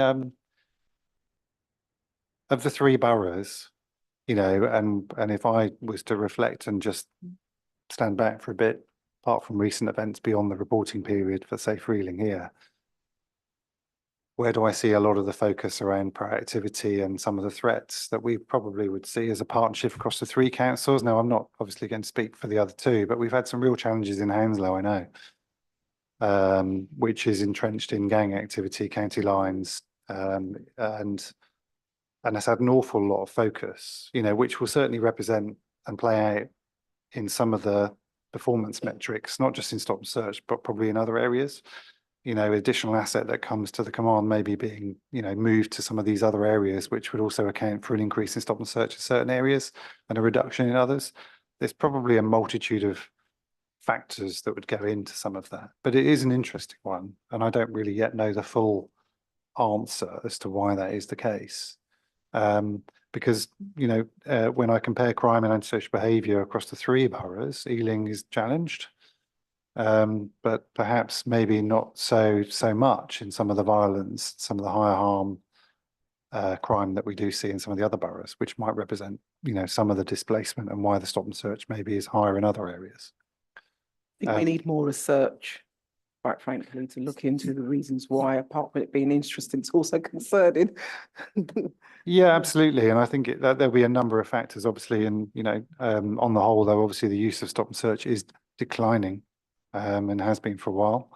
If you look at the trends over many years, it has, but that's due to, dare I say it, politics, policy changes, direction, from senior leadership, how we utilise it, what the briefing is for the officers to go out there and deploy and utilise the power itself. So, and there's also an element there around, like I've touched on already, because of the numbers challenge that we do have, the proactivity element may well drop as well. We've got to respond to 999 calls and those urgent calls for assistance in the first instance. Are we finding that we've got less opportunities to do more proactive work? I don't know. But yeah, lots of variables I think that probably need to be uncovered and will no doubt be coming up in other forums as well, particularly the community monitoring group. Councillor Crawford, you have a question. Yeah, thank you. It's a follow-on to Councillor Kwanzaa and Councillor Kumar, but I think actually it goes wider than stop and search. Certainly, what Councillor Kwanzaa was driving at, and when I sat on the Overview and Scrutiny Committee and we did crime and disorder, I asked some of your predecessors some very direct questions when the sort of at the early iteration of the new Met for London, or we were looking at what that might look like. And I think what it comes down to is how representative is the Metropolitan Police Force, and how representative actually is our Safer Ealing Partnership, that it accurately reflects the diversity of Ealing. And I don't want to minimise the challenge that you've got in respect of what you've already said about recruitment, retention, and actually some of the recruitment that you do leads to other command units getting some of those officers. I understand that. But the key, as I see it, to successful policing and successful community engagement is being representative of our communities. And we're making some progress, but it always feels like it's really gradual. So, speaking candidly, I've seen some of the best steps forward in terms of tackling particular crime and building confidence of communities on my estate in some of my areas, in terms of going to Mr. Murphy's point about telling people to report things.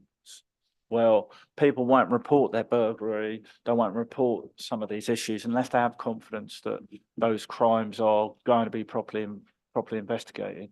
But equally, certain members of the community won't feel like reporting, or won't feel able to report, let's say, certain elements of like sexual assault, unless they can speak to an officer who will deal with that considerately.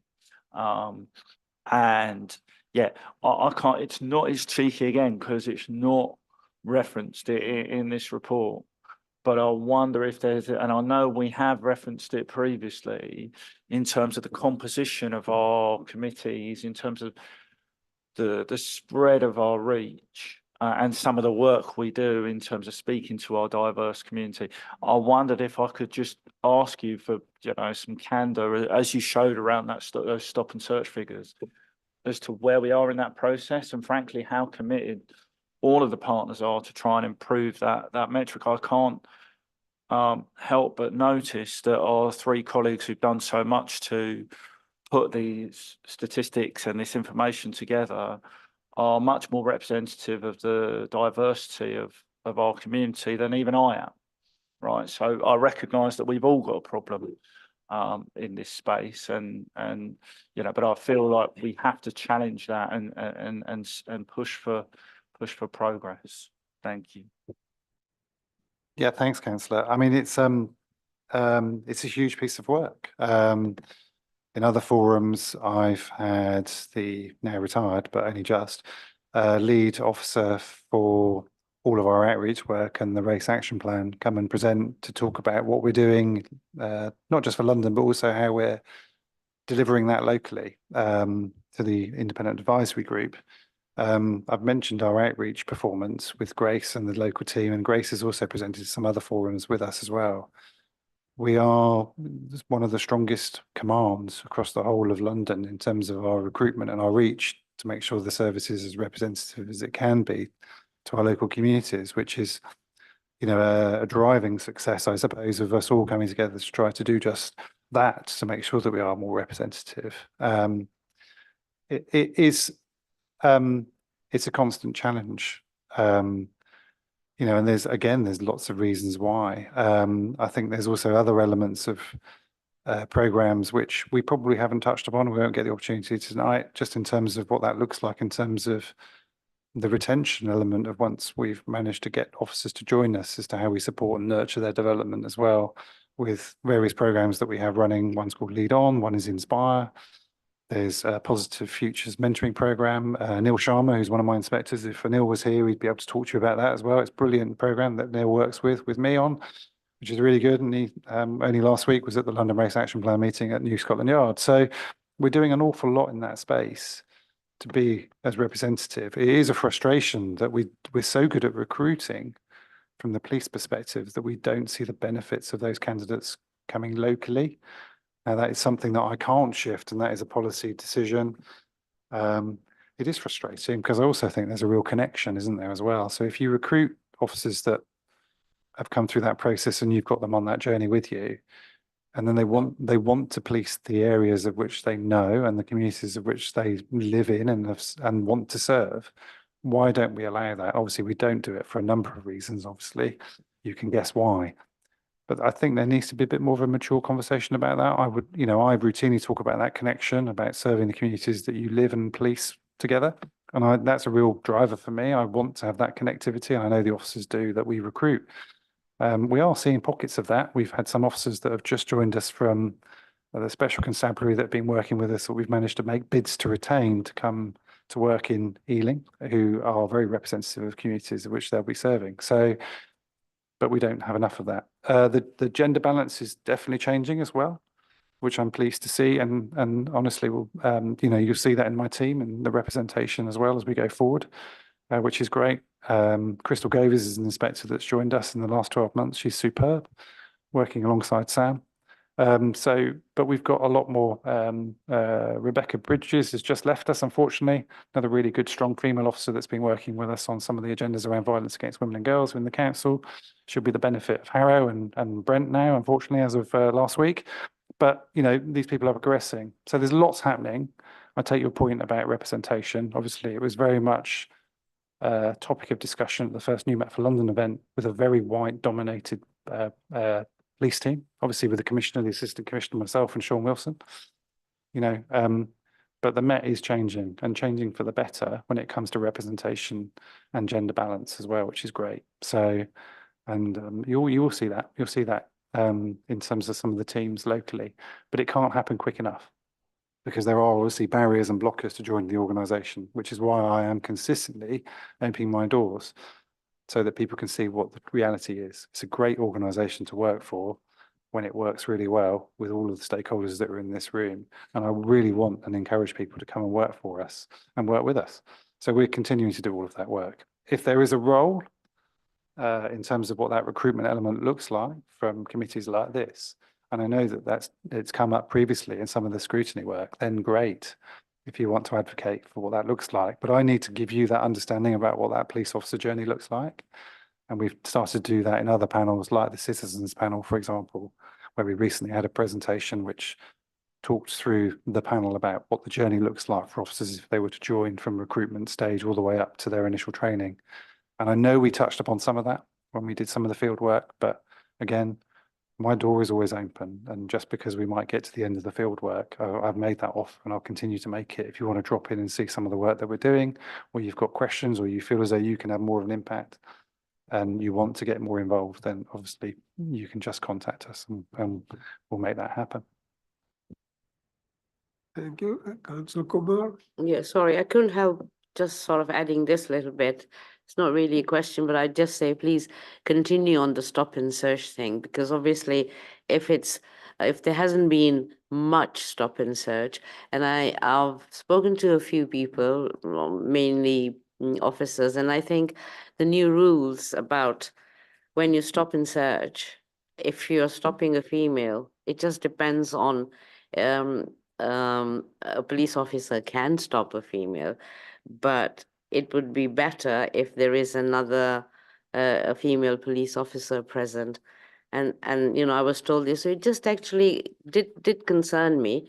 It's not as if that they're bound by that, but I mean, I don't know what, because we never got to discuss this in detail, but it's just something that, you know, please look at all those things, because for a police officer, perhaps to have that concern at the back of their mind would probably be less stop and search. And that's not going to be, you know, terribly helpful. And, you know, just quickly, that there's been interest in, suddenly been more interest in ward police panels. So there are some that are still not in existence. I think it was raised at the SNB last week. But I mean, there's a panel in Central Ealing that wrote in December, and they haven't had. So what I'm saying is that people are now keen to come on to ward panels, which was kind of, you know, it had just kind of just not happening. I mean, we've got one in Ealing Broadway. It's been going on for God knows how many years, and but now, you know, from 7 people attending, it's gone to 23, 27. We had that meeting at the police station. So I'm just saying that, you know, please do sort of enforce that a little bit more, because it's good that the general public want to join, and they are interested because of obviously they want to live in safety and have less crime. Thank you. Thanks, councillor. Thanks, Chair. Yeah, so obviously part of the uplift is sergeants as well. So I've seen a slow increase in the numbers of sergeants I have, obviously in terms of the numbers of wards that they also have responsibility for, which is great. So you've got our commitment for that. I've played back the recommendations and I've signed up to all of that. You know, that's part of the work that we'll be doing. We'll continue to drive with other colleagues around the room, including ourselves, in terms of what that looks like in terms of ward panel representation and also effectiveness. And of course missed the Safe Neighbour Board last week, but first one I've missed. But yeah, well, obviously that's where the Safe Neighbour Board can govern me as well and make sure that they're being held effectively and that they're running. So, which is great. And I know the council have got a keen eye on that as well, because we've all signed up to that collectively. As for the stop and search, come out and see it, you know, and then we can go through the niceties of what policy is about when and certain levels of search and male and female and other implications as well, which we factor in. So yeah, would love you to come and see what we do. It'd be great. Thank you very much. I don't see any hands now.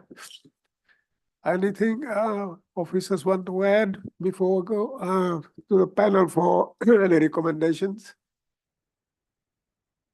I don't think so, Chair. No, I think if we don't have any other comments around the table, I'm happy to go to recommendations. So I open this up to the panel to make any recommendations. Yeah. Yeah, I'm sure you're going to do it anyway, but I think we should commend the work of the Safe Ealing Partnership and the quality of this particular report. I think given the comments of our lead officers, it's incumbent on us to recognise the contribution of the 3. I won't say sole authors, because I know Mr. Murphy's name is in there as well, but I think it's important that we recognise the contribution made by our analyst, by our violence reduction coordinator, and by our graduate management trainee, because as I said in my own comments, this is a far more detailed and substantive report than I've seen for a long time. And I know they're not, as all colleagues have alluded to, they're not easy to pull together. So yeah, I think we should commend it, certainly. Councillor Kumar, what to add?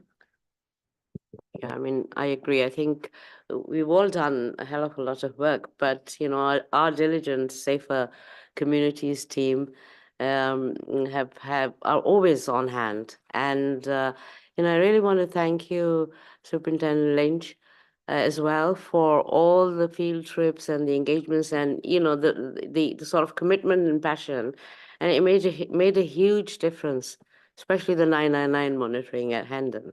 And I sat in on the call. So I thought that was, you know, really quite revealing. And you then begin to understand what actually goes on. And that was the aim of, you know, our visit as well. Even the walkabouts that we've had, you know, getting in contact with the homeless and how our police deal with it, and the abuse they're given as well, because, you know, they're confronted by people who will confront them and be aggressive. But it's the way that the team is handling. And thank you so much for, the analysts who've done an absolutely wonderful job. Everything looks like really professionally well done. And thank you to everybody. And I think at this point I can actually say thank you to the chair for your commitment and for chairing this panel. So it's been great working with everybody. I think we've sometimes been a bit kind of naive or sort of over questioned and gone over and above and held the police and others to accountability. But I think that's exactly the whole meaning of a scrutiny panel. And if we've actually sort of done that, I think we've done our job quite well. Thank you. Councillor Anand, add anything? All I can say is echo both Councillor Kumar and Councillor Crawford. Thank you so much for all your hard work. It's been an excellent, one of the most enjoyable scrutiny committees I've sat on. And you've set a very high standard for my next one. Thank you again for allowing us to come to the station and going to the training center. It was very, very educational for me and to understand how you're all working. So thank you very much to the chair, to the vice chair, to the democratic officers and everybody else, and the detailed reports. Thank you so much. Thank you. Yeah. Gives you no Uh, excuse, Councillor Kumar. Councillor Thaya, I think have got a question. Councillor Thaya? Oh, yes, Chair. Thank you very much. And well, firstly, my apologies for not being in the room. And it's a very enjoyable meeting this evening. I just want to echo my thanks to everyone for all the work that's gone in. And I suppose on the recommendations, I think there was a point that was made earlier by Paul about kind of community coordination, and something we have all taken, I think, from being on this panel is, it's been so encouraging seeing everything firsthand behind the scenes. And when we've spoken to councillor colleagues and spoken to residents on the police panel, and even residents we speak to day to day, it's very assuring for us to be able to point to all the efforts that are underway. So I think one of the takeaways, and I think it's already there in the recommendations, but something I'm reflecting on is how we bring forward all the work we do in this joining the dots, to kind of increase that trust and confidence, because being on this panel has really done that. But I know sometimes talking to people, there's more work to be done, and I feel aware of that because I feel so assured. And sometimes when I speak to people, I get the feeling we know we have more work to do. So I suppose I just want to speak to the recommendations on that, but just to thank everyone. It's been, as Councillor Anand has said, just a fabulous panel to be on, and thank you, Chair, for your own very good work in chairing it.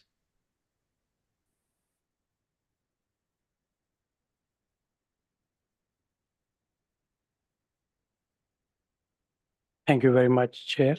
I think it's all a lot said, and it's a wonderful panel to be. And I would, commend your team, hard work, writing all those minutes and hard work. And Chair, wonderfully chairing the meeting, giving the opportunity to everyone to say their points, and especially the police. We had visited the center and command center during the year. It was lovely to see. I have since quite many years of experience working as a local court, as a magistrate, and I did point out during my visit, if Sean remember, that especially it's very heartbreaking, for me as a magistrate sitting when a young police officer cannot give to face the defense lawyer when they cross questioning and the prosecution just go out of the window. So I, as a magistrate, feel very sad at that time, because just a little having less of the training, the young police officer do need it. So I have mentioned to my colleagues in the court, and they are willing to run the sessions for especially new police officers, how to actually face the defense, standing in the dock, and giving the evidence. Because, they are obviously maybe the first time, and the, defense, they are very fully prepared, and, for many weeks the going through the system. So when we ask the, officer, is that your statement, when did you write? And is the best of your knowledge? Are you up to date? So that is a point when they just, the time defense lawyer, they get the privilege and the whole case is thrown out. So, and for me, it's very heartbreaking because I see the both sides. So as a local councillor and same time as a justice to see that this person should be brought to justice who is a culprit, but the culprit is just gone by the little, being, having not fully trained. So what I would like to suggest again, my offer is still there. So please, if you can arrange a group of the young officers, I'll be happy to take them on and just show them around so then they can familiar. Because, it's a setup sometime if they are new, just make them a little bit, scary. That's what I wanted to say, but otherwise it's a wonderful. Thank you very much. You like to respond? Sorry, Councillor, I'm jumping in. You had your hand up about 3 times, didn't you? Sorry. Yeah, no, thank you again, and thanks for the offer. And absolutely, we'll take you up on that. And I mentioned it before.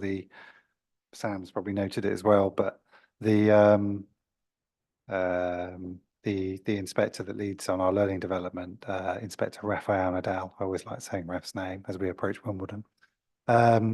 We'll definitely be the conduit for that because we have the throughput of young new officers, not always young, some are more experienced. I've seen some, late joiners as well more recently join me at Ealing, which is great. We'll make sure we do just that. That's great. We've got to seize those opportunities when they're made. Thank you. And the irony of this is that that's a big focus again around learning development. We used to have a courthouse, a mock one, didn't we, at Hendon? You may have seen it many years ago, and of course we lost that with the changes. So it's great to experience it and put the officers into that arena. So yeah, great, thank you. And can I just quickly, while I've got the mic, I'm sorry, Councillor, I will defer straight away, just to say thanks. I think it's great. Accountability is one of the values of being a police officer. It's a big one for me. It's everything that we do. If we don't have accountability and your consent and you don't understand what we do, then we're broken. So, and that is a big part of why I was really keen to join and get involved with the scrutiny work. It is a great opportunity. I know that my counterparts across London aren't doing this. They do not sign up to scrutiny, and I don't know why. I think it's because they've got so many things on their plate like me. But it's a gift. It's an opportunity. It's a great opportunity because you then understand really much better about what the challenges are that we face. Some of you in this room have already talked about what you do during the day, and you've already got a very good understanding about what policing looks like. But if I can increase that understanding and help you on that journey, then all the better, if I'm honest. And so that you can then become advocates and also be challenging as well, as you should be, of everything that we do. So I'm really grateful. And a big thanks to everyone, because this is an annual report around safer Ealing. The focus is obviously crime, disorder and police, but it doesn't and shouldn't always be, which is my point. There's so many stakeholders that have contributed to the Safer Ealing Partnership report who are part of that journey to make crime and disorder less across Ealing. And so I'd just stress that point as well. I'm really into the preventative work and the maturity of the partnership moving forward. And I've got a great team that are working here in Ealing in the Safer Ealing Partnership, as you've already called out, Councillor, that are doing just that, that are innovative, looking at opportunities and working really well with my team, which is great. So I'm just really grateful for it. And I'll stop now. Thanks, Councillor. Sorry. Yep, thank you. It's a pleasure to have you on board as well. Yes, it's good. Councillor. Thank you, Chair. Just to echo what has been said before, I just wanted to thank everybody who's been involved in this scrutiny panel today and previous ones. And I haven't managed to make a lot of the field work, but I did attend Hendon when I wasn't very well. I just wanted to personally thank you all for looking after me. And there I did see a few people of colour who looked like me. So if this, I'm not sure if this is a recommendation, but please keep up the good work and make sure at these presentations we see people that look like the communities as well. That's not a dig, but it made me feel so good when I was at Hendon to see representation working. So I just want to, say that really, if that's okay. Thank you. Councillor Summers. Yeah, I just wanted to, when you come to recommendations, I had a point to make, an extra. That's yeah. Oh, we're right. Okay, yeah.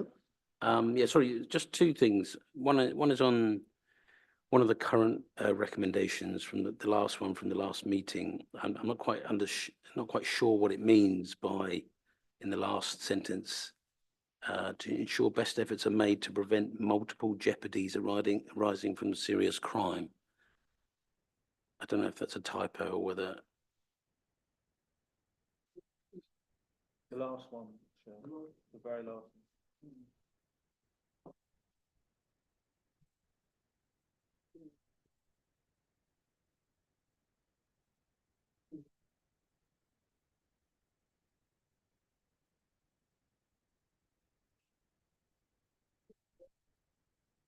Yeah, but I'm not quite.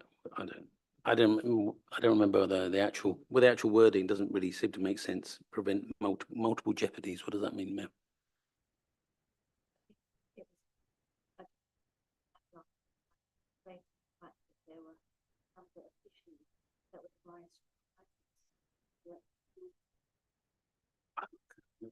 I think in the licensing or the regulatory framework, to which Jess would know as well as I, we're talking about the cumulative impact of crime. Right. So making sure that the efforts of all the agencies reflect that cumulative impact. So it's not just about the custodial element or the arrest, it's also about community cohesion and everything like that. I'd agree with you that maybe the terminology doesn't necessarily reflect exactly what we were driving at, but I want to give that. I guess as long as Jess understands it. Well, so my reading of it, looking at it now, might also reflect the fact that often perpetrators are also victims, and we find that quite common overlay of people who are perpetrating crime also being at the same time victims of crime, and it being much more complex than just, you know, good guys and bad guys, I suppose.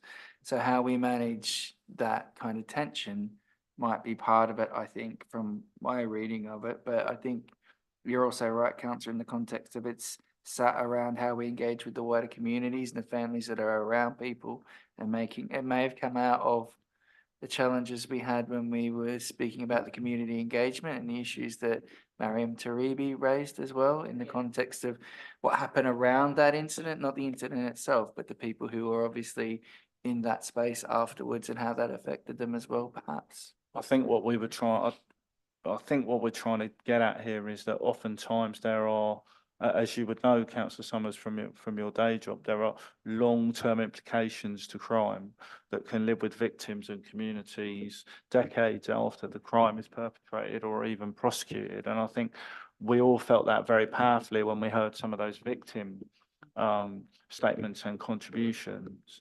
So I wonder whether it's just perhaps looking at whether we can accurately express that in that recommendation.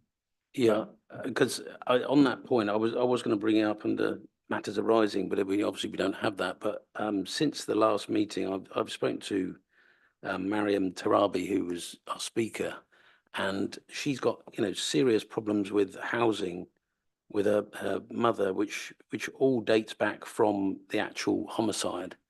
And I wanted to propose another recommendation. It might be similar, there might be overlap with that last recommendation, but a recommendation that the council learn lessons from cases like the Tarabi case, and that families, that's parents, siblings and spouses or partners of homicide victims, be given a care plan by the police and council together, which would support them in the 2 years after the crime, provide therapy and ensure any issues regarding housing, work, etc., are handled in special consideration of their grief and special circumstances, because it certainly doesn't seem to have happened in her case. And I wonder how widespread that is. Just very good.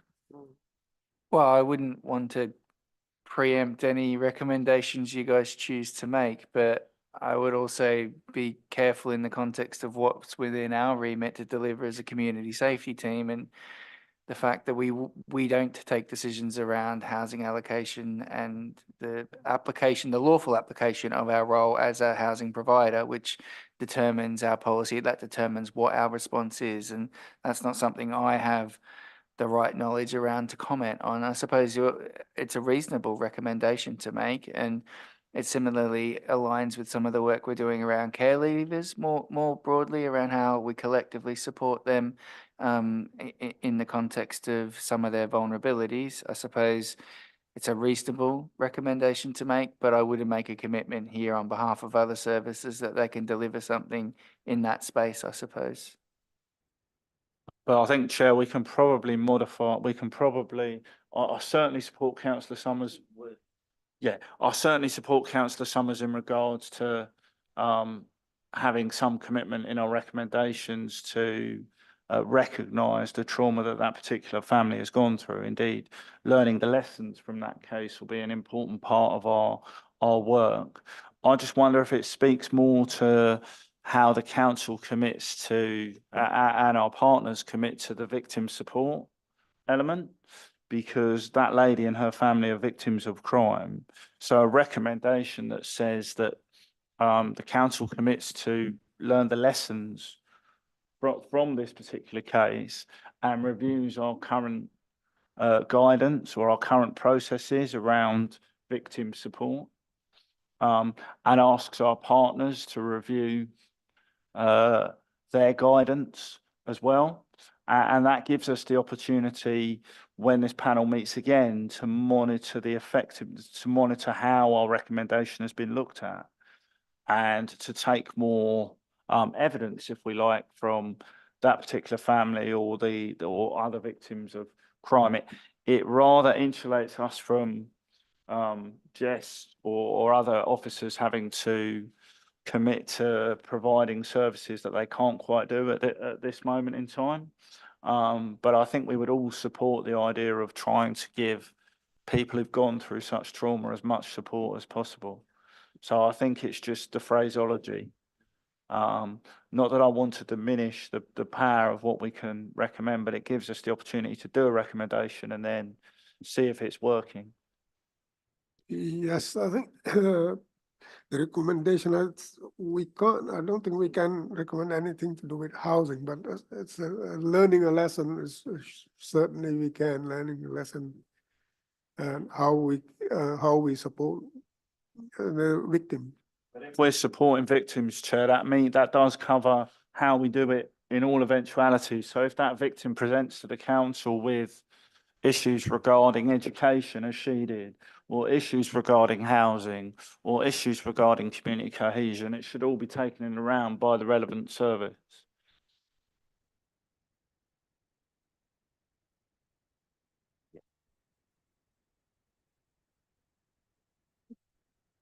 Yes, yeah, we'll take forward this recommendation, and then we just wait for the response from officers. Yeah. So shall I email you the wording and you can sort of knock it back and forth or whatever? Yeah?